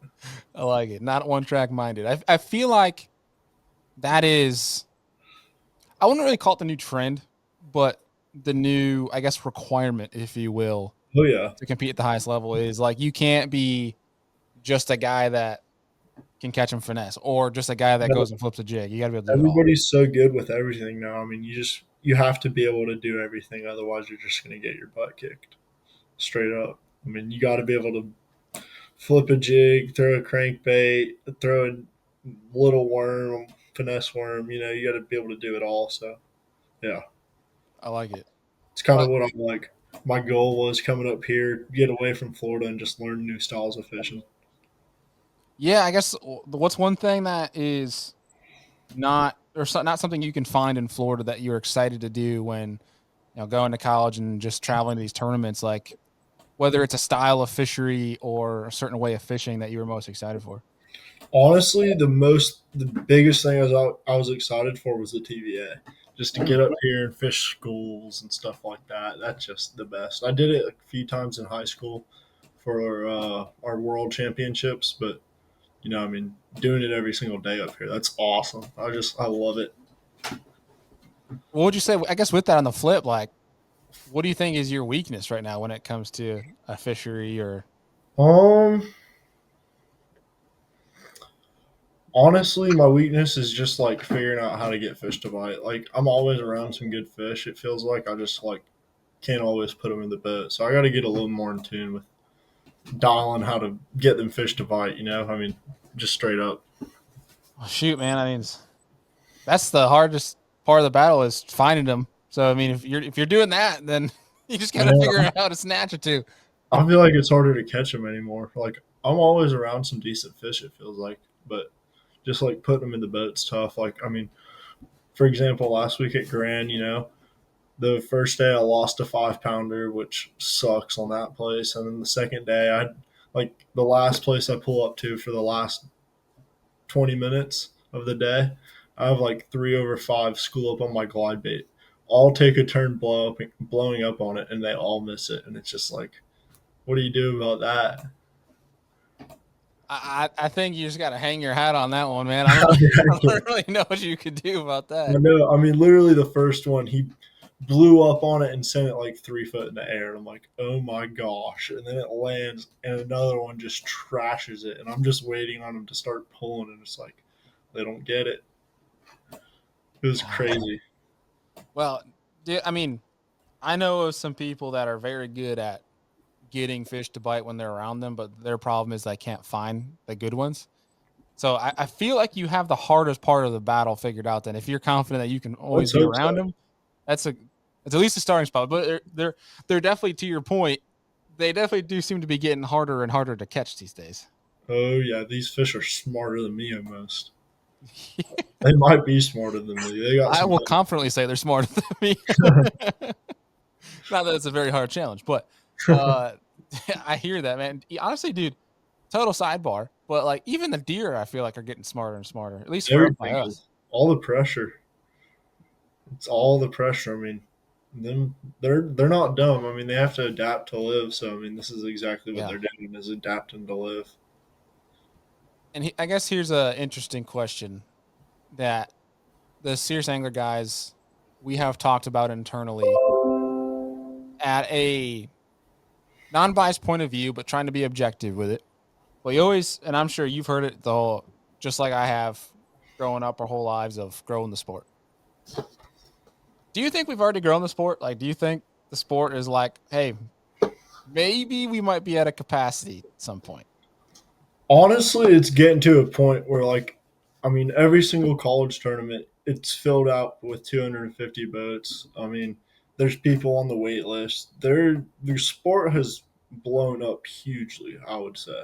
I mean, if you look at, the amount of relationships now that go overseas with buying baits, I mean, that didn't happen 10 years ago. You know, I mean, people buy baits from overseas now just crazily. And I mean, it's boosting the fishing community, or not the community, but the industry in some way, even if it's not affecting us, directly. But I mean, I would definitely say that the fishing industry has blown up. There's a lot more money in it now than there was 10 years ago. Yeah, and it seems to be shifting in regards to, like, obviously what categories are bringing in the dollars. Absolutely. And I know, like, when we talk about technology, there's been talk a while ago of like the crankbait, and like the amount of crankbaits being bought are lessening. And I'm curious your take on this. This is actually Deacon, who wasn't able to be on tonight. He's actually on Clear Lake right now for the BAM Tour Championship. That's awesome. Yeah, very jealous. One thing he was mentioning is like, well, I don't think it's a lack of people not using crankbaits anymore. It's just, especially now with forward facing, they know when their crankbait might get hung up, so they're losing less baits. They're more efficient with certain things. You're not losing as much. That's a great point. I mean, you're not throwing a crankbait into a brush pile anymore, just because you didn't know it was there, or into a stump. Yeah, or like you can basically come up and crash into it and just watch your crankbait rise over it, so you're not gonna get hung up, and then keep cranking. Like, it's exactly change some different things around. But yeah, so I say that as the sport grown with a grain of salt, in the fact of I know we're always going to need to be recruiting new anglers, new hunters, new outdoorsmen to the sport, and I never want to ever stray anyone away from hunting, fishing, whatever have you, just being outside in general. But there's been multiple conversations of, it's not like football or basketball where we can just go build a new venue. Yeah. There's not another, cornfield that we can just go and turn into a football field. It ain't exactly easy to go and build a brand new lake, that, especially something that can hold a bunch of boats, even tournaments aside, just for some people to go recreational fish. Yeah. That's a difficult task. And the only really state I know that's doing it is proactively is Texas. So it's tough to see that, especially when it's coming from guys like yourself that are out there so often. When you guys are in my opinion, the ones who could really attest to, when you're on the water every single day, you will notice, especially some of the older guys that are out in the water, that, especially guides per se, they're on fisheries 300 days a year. they can all attest, like it's more and more and more boats, not even just from the tournament side. Because I feel like overall tournament fishing. side, yeah, like just fishing in general is more popular. Absolutely. I mean, I think I definitely think live scope has a lot to do with that. I mean, it makes it a lot more easier, not easier, but it makes it easier to get around fish, and I feel like that's a lot of parts of fishing that people struggled with. So now that they can get around fish, they're out there. I feel like you see more spec fishermen out there because they can go out there and they can directly target them even in the months that usually aren't the best for spec fishing. I mean, they can always go out there and catch them now. So just even down to that. Yeah, I mean, because I think too, it's obviously full well the challenge of actually going out and catching a quality fish. The technology aspect has, I know some people on the show, we've kind of gone away from talking about forward facing for a while, but obviously this is always a part of our sport. Yeah, It also, it keeps you, I would say, like, why you can go out and have a tougher day of fishing but be engaged is because it keeps you knowing what's there versus questioning and being impatient of what's there. it'll drive you crazy though. It always keeps you on that glimmer of hope because you can Absolutely, see something. absolutely. Especially you That's got the the best. ones that want to follow everything and never eat. Those will keep you hoping all day. They'll keep you mad all day, but it'll keep you hoping all Absolutely. day. Yeah, I Yeah. mean that's the best part about fishing. You never know what's going to happen. I mean, any given moment you could run across an 8-pound smallmouth or a 10-pound largemouth. So, I Yeah. mean, that's like the best part about fishing. And now we're able to do it more, more consistently. We're able to keep ourselves around bigger fish throughout the day instead of, hoping, like you said, you're actually seeing it now happen. So, you're just having a much better peace of mind. Yeah. And I guess to conclude that thought, the one thing that I hope we can do as a fishing community industry is, as we see more and more anglers, and obviously fish have less places to hide, because I mean, more boats on a fishery, obviously, the more lines are in the water, the less places a fish could be that are unpressured. We need to Yeah, be doing a job proactively. And I know there's groups like with our real biology segment we do here with Steve Barden, proactive on establishing habitats and fisheries. The more we can do that, the better for the future of our fisheries. But um, absolutely.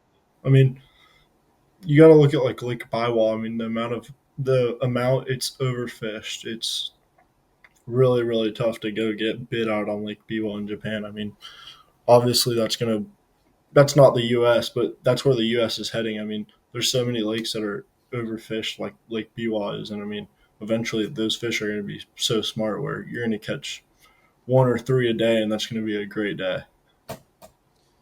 it's very true. And I think, and that can open a whole nother can of worms conversation of like why windows are so important in fishing, where it's like it might become like deer hunting, dude, where it's like, yeah, we're gonna Absolutely. go fish an hour before sunrise to as soon as the sun comes over the mountain, we're not fishing anymore. Not Yep. until the evening, until for the flip. Honestly, I Uh, mean, something like that, like not within 20 years, but maybe within, a few 50 years. I mean, maybe something like that does need to happen. Maybe it is 20 years. I don't know. But yeah. it's definitely a thing to think about, like you said. I am hopefully optimistic. We never have to get to that point. I know it. I hope we can just finish. Yeah.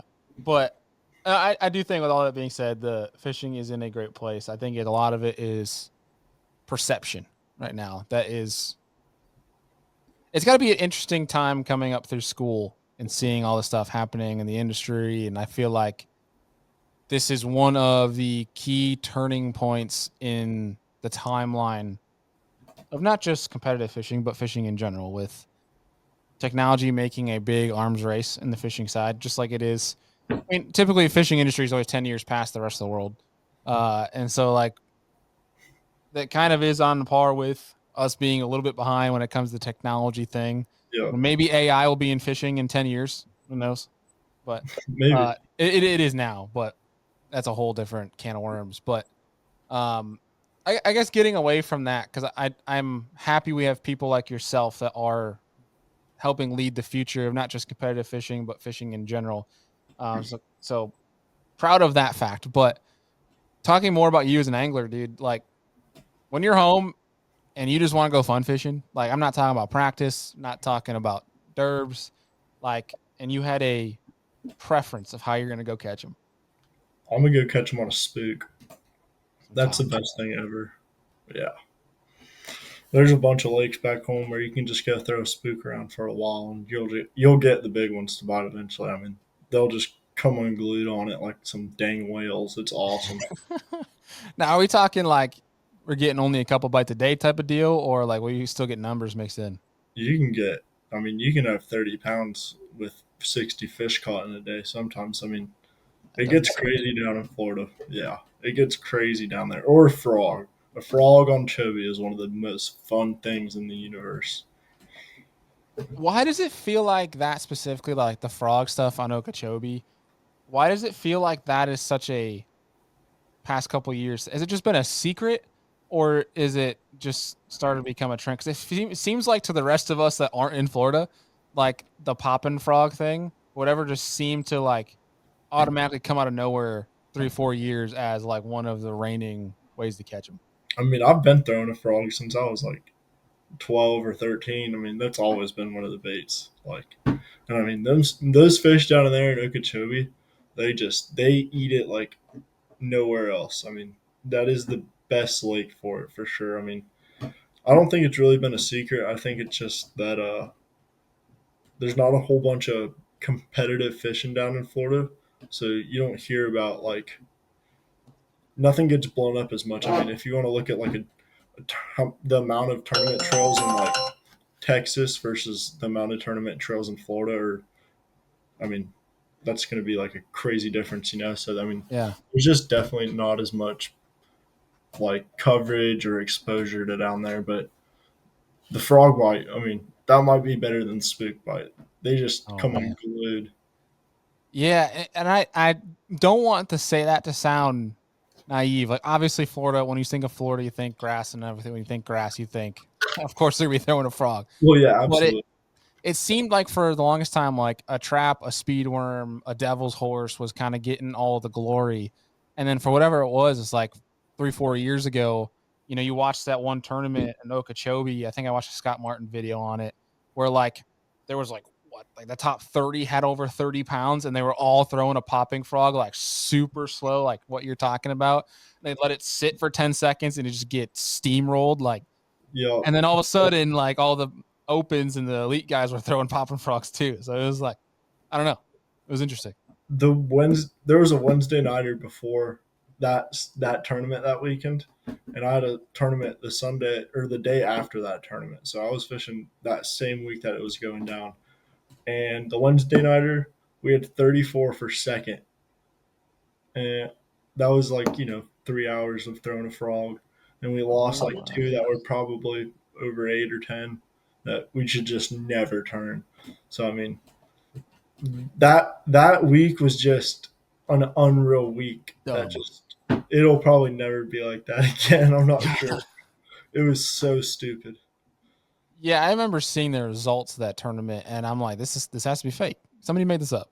Like this is ungodly. That's just no. I mean, I was out there practicing for my high school tournament the same day that tournament was going on, and we had like 28 just throwing a spook and a chatterbait. I mean, we didn't even throw a frog because we knew that everybody else was. But yeah, I mean, letting them practice for you. Yeah, exactly. It was crazy. What it was all the cichlid were spawning, all the cichlid and all the bluegill were spawning in the same area at the same time, and those fish were just coming unglued.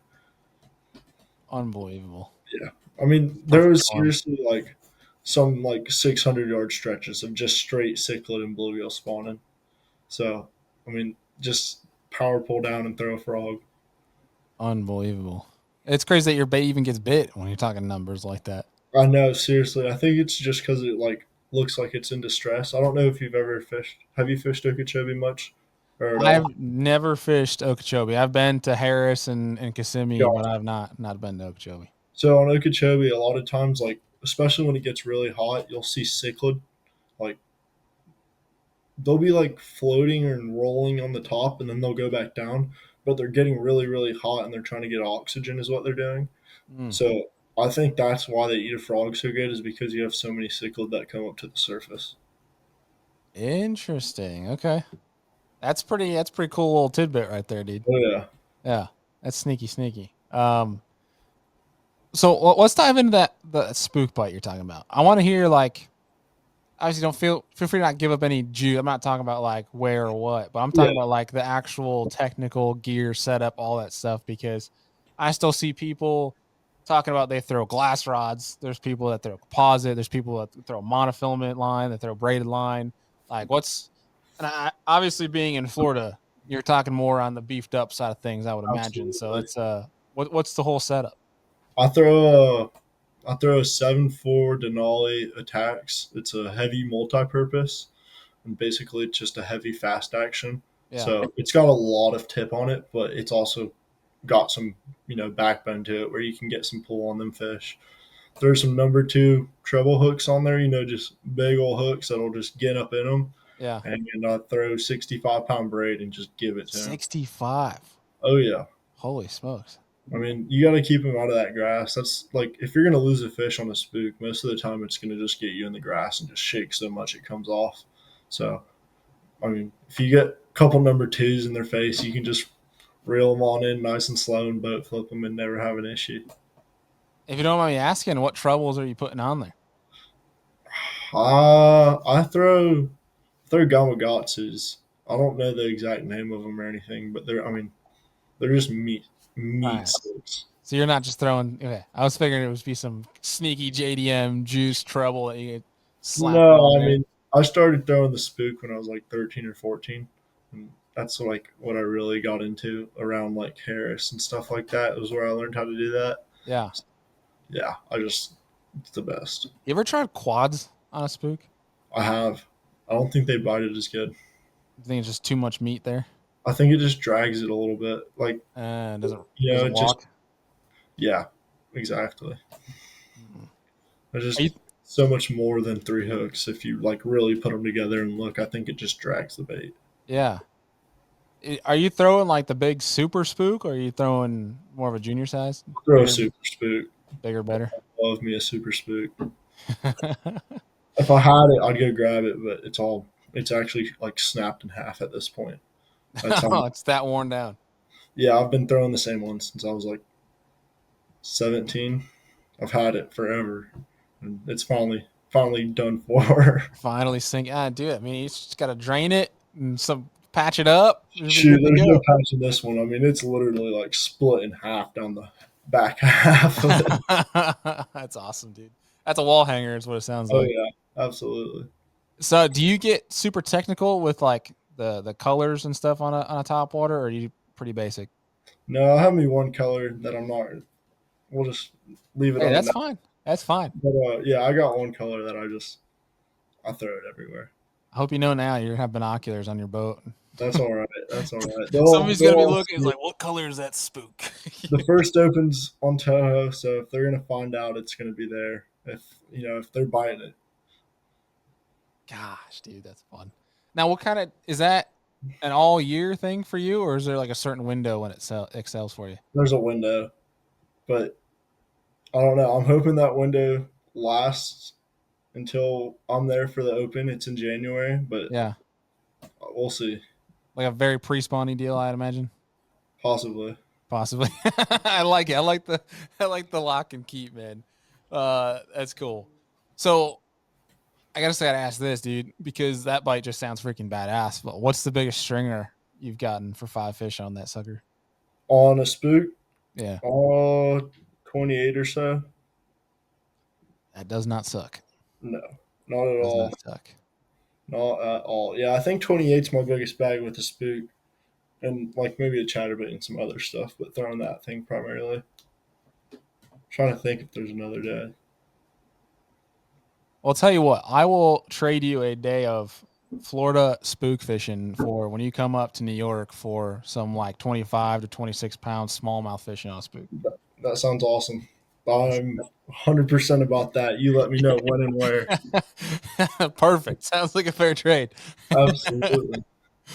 That's cool, man. What I mean, obviously fishing the classic, so I'm sure that I was about to ask you what you're looking forward to most in 2026, but I think that might be an easy answer. The classic, for sure. Have you fished there before? Never. I'm about to go over there. I'm about to get my boat service this next week and head on over there until cutoff. I'm gonna miss Thanksgiving, unfortunately, with my family, but Hey. I told them that this one's life changing, and they understand. They support me. Well, two things on that. One, that I want people to just think about for a second. That takes some serious grind, dedication. But then two, like it's cliche now to this point, but when people talk about the importance of, it doesn't matter if you're a tournament angler or you are in the NFL or you are owning a business. At all walks of life, your support system is so vital to your success. Absolutely. That right there, my family. That's it, man. That screams why you're at this age right now already finding the success you're at, dude. I mean, it's Thank you. That it's setting you up for longevity, man, is what it is. I hope so. Hopefully, I could make this dream come true. If I could go win the classic, I mean, it's life changing. I'd be stoked. That would be gnarly. Yeah, I don't think there's words to describe that one. No, I would be crying up on stage like a little baby. And no one would blame you, man. Not a No single one one. would blame you. No, not at all, dude. I'm assuming the whole family and everybody's gonna be coming with you. I believe so. That's what I've heard. Awesome, man. Sounds like everybody that knows me is going to be there. I can't thank everybody enough for the support. Dude. So I've not like been to a lot of classics, but I've been to a handful now. Probably 2026 will be my sixth one, maybe Gotcha. fifth, yeah, sixth. It'll be the sixth one. One of, if not my absolute favorite things about the classic is not just the spectacle of it and being a fan of the sport since a little kid, but seeing like being able to go to like the media day when you guys are out in the boatyard, and whether it's wife, girlfriends, siblings, parents, grandparents that get to kind of hang around, see that, and see the fans of the sport come around, the media asking the questions, the camaraderie. Like, I mean, I try to look at it from a couple different points of view beyond just you guys as the anglers or the fans attending the sport. Like, it's going to be pretty freaking cool, dude, for your parents to see you in a boatyard and you have Brandon Polinick a couple boats away. You have these legends that are absolutely, they're sharing the boatyard, but you're competing against now. Like that one, you're probably gonna be like, that's pretty sick. Like these guys have looked up to forever. But as like your parent or even a sibling, grandparent, like, dude, I don't know. I can't always describe that when I'm kids, but it's cool to think about. Like, it's like a weird sense of being proud. Like I don't know how you describe it. That's the kind of angle I love to see. Like the 30 people with fat heads of their angler rolling through and weighing like up in the stands screaming. They might not understand what the tournament's about, but they're screaming nonetheless. Like that part for me, man, I think what makes it so special is we're just here to go catch some bass, man. I know it. I think the craziest part about the classic is that Dylan Nutt's going to be there too, which if you don't know, he's from UNA too. Oh yeah. Shout out to him. He's my boy. So, I mean, going to the classic with him is going to be crazy. Yeah. You were saying Brandon Polinick's going to be in the boatyard, and I was like thinking in my head, yeah, my buddy Dylan's going to be right there too. So, heck yeah. That'll be really, really cool. That is, I did want to bring that up because you guys have a freaking stacked college team. But I'm partway through the Mercer Pod with him as well, and I did get a good pull out of Carter's brother. Yeah. And that when they're saying how like, oh, I think he's gonna, his brother's gonna win. He's like, you have to tell Tripp. He's like, I'm not following you anymore for the classic. Yeah, you get a good kick out of that. Yeah, no, it's great. I mean, the support from these guys up here is incredible. I mean, these are my boys. Everybody here at UNA is just the best. So I couldn't wish for a better group of guys to be fishing with. I mean, that's some serious iron sharpening iron going on. Absolutely. I mean, that was the reason we wanted to come here, and I mean, I think it's done exactly that. I'd say so, dude. Like, you guys are just like your guys' tournament resume thus far is very impressive. I mean, you got Banks Shaw with the Angler of the Year for the Pro Yeah. Circuit and the Like, Central Division of the Toyotas. What kind of NIL money has this club got, dude? Like, shoot, NIL money. I wish. I wish we could get the NIL money like the football players. That'd be awesome. I think the whole industry wishes that NIL. Oh yeah, I'm sure.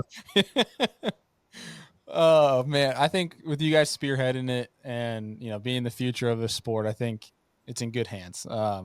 Just because I think you guys have not only just the fire in the competitiveness, but from what I've gathered as a fan outside looking in, and trying to keep up with you guys, like you guys have the positivity.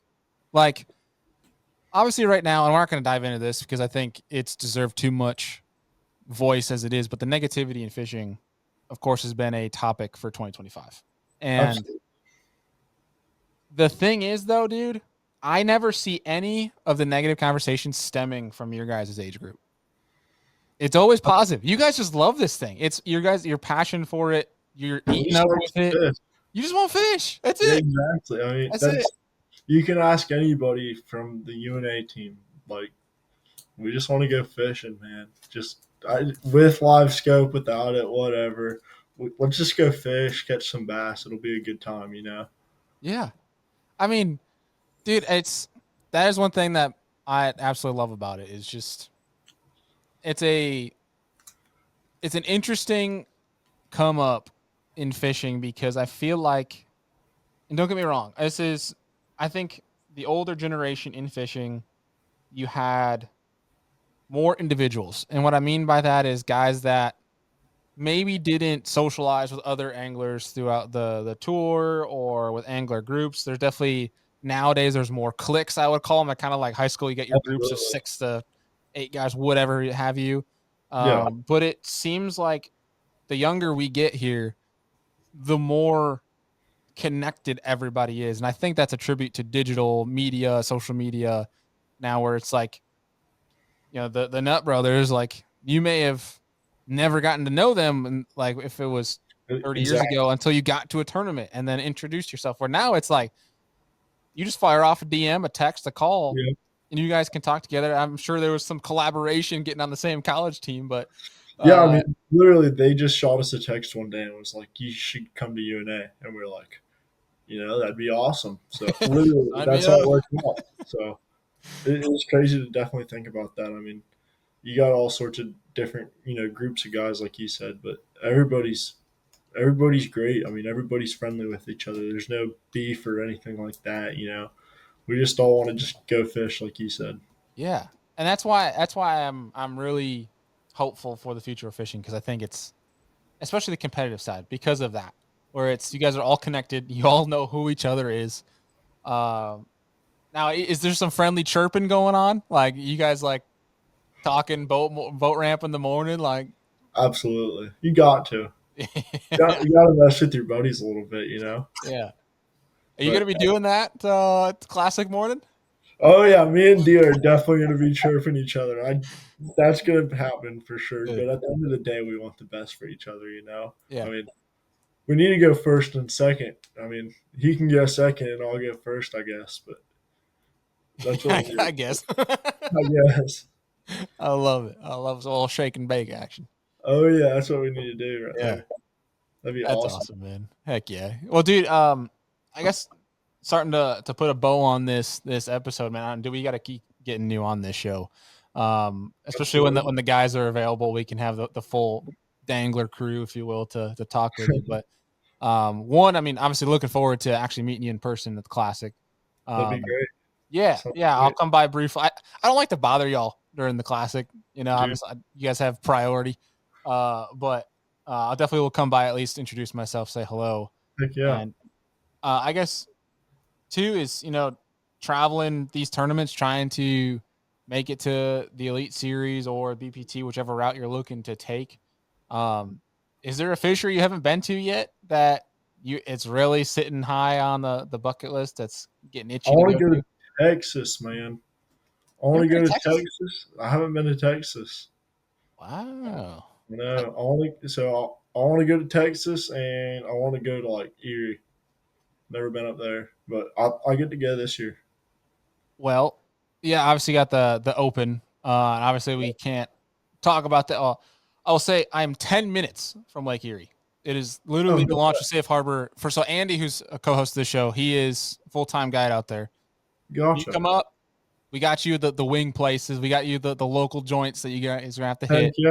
But Perfect. when the tournament is over, then we'll get together because we don't want to, obviously now with how crazy these rules are these days. Sounds Last great. thing we want to do is get anybody in trouble. So we'll give you the list of places to go eat when you come up, and then after the fact, if Perfect. you can stick around, we'll go out fishing Finger Lakes or something like that. That'd But be awesome, dude. That sounds great. yeah, Erie, you'll have a lot of fun. That'll be a good one. I can't believe you haven't been to Texas yet.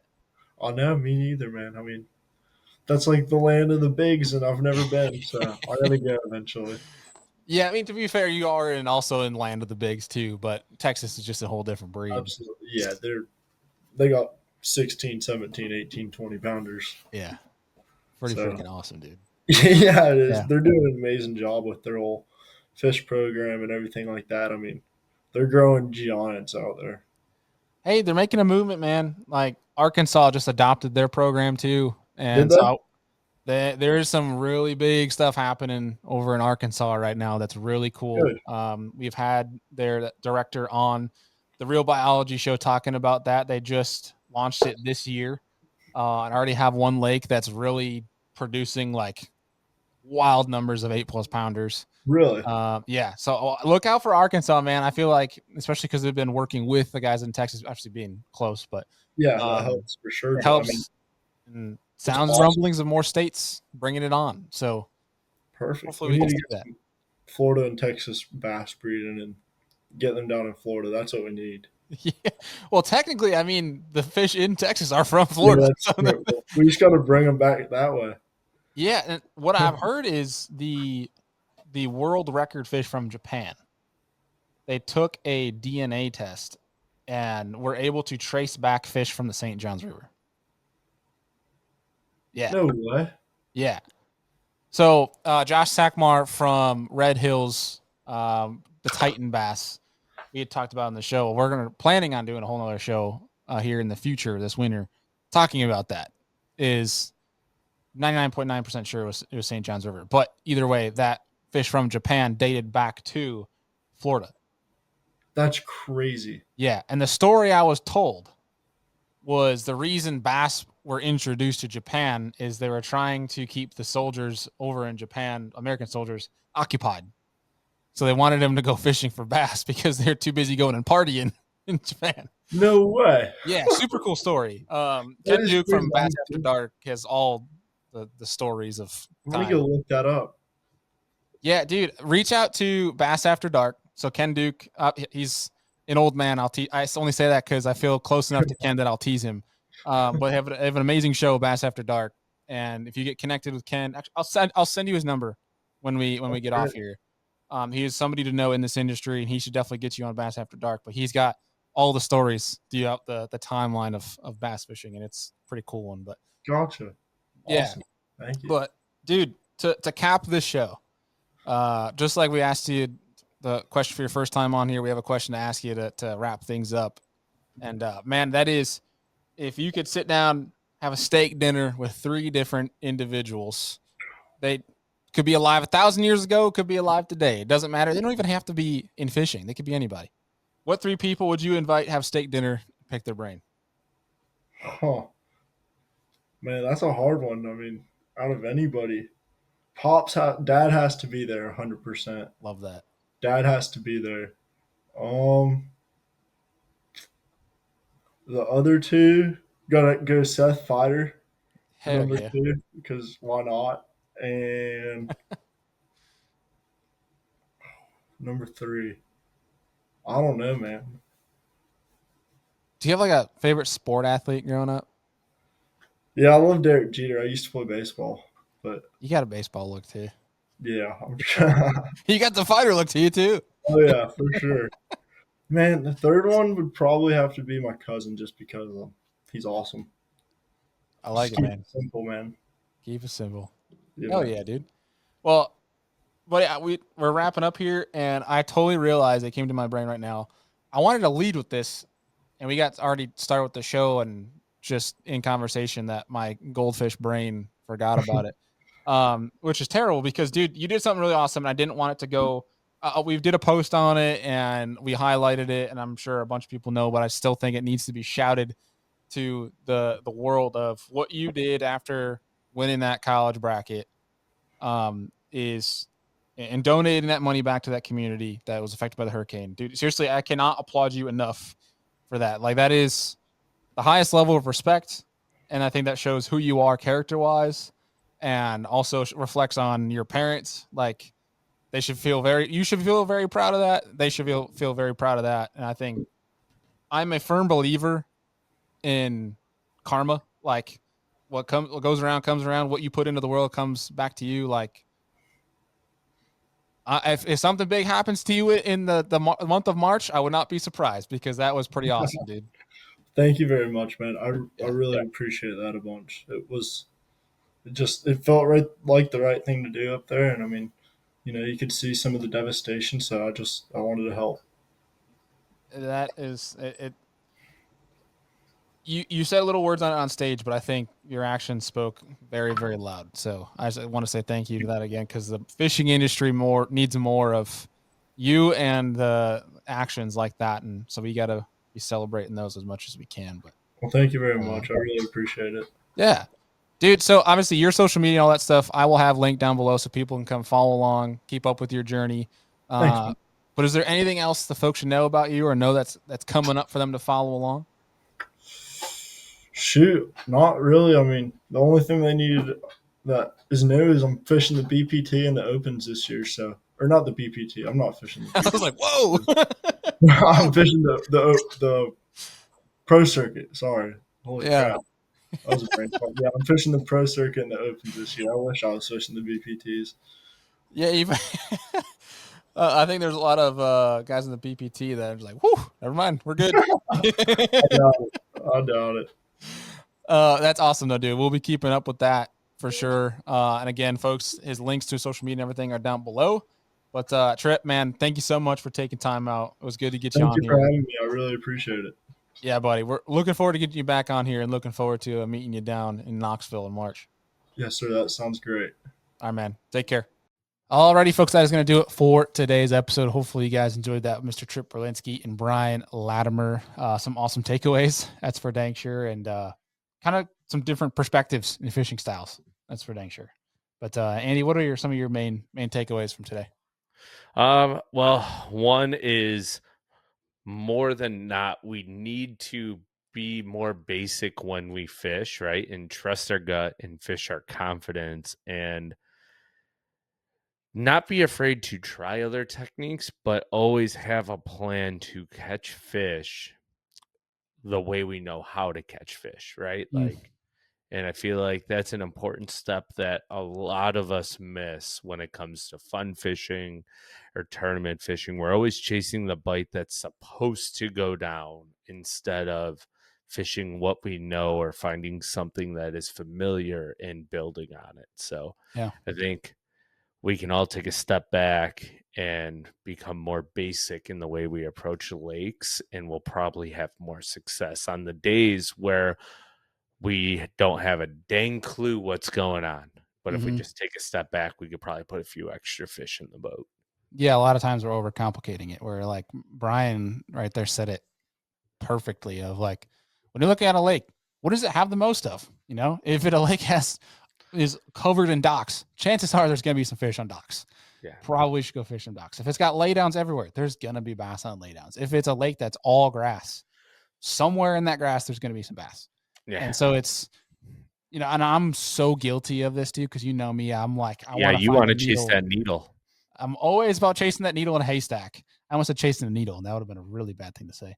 But I just said it. So the finding the needle in a haystack can be so high risk, high reward, which often turns into I'm looking for it so often that I'm now scrambling to find something last minute because I didn't find that needle in a haystack.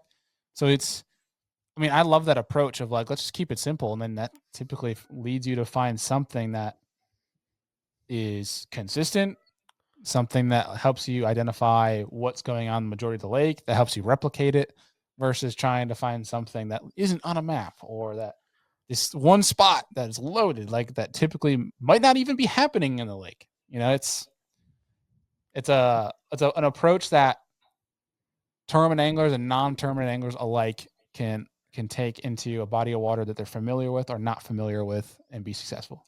Sure. 100%.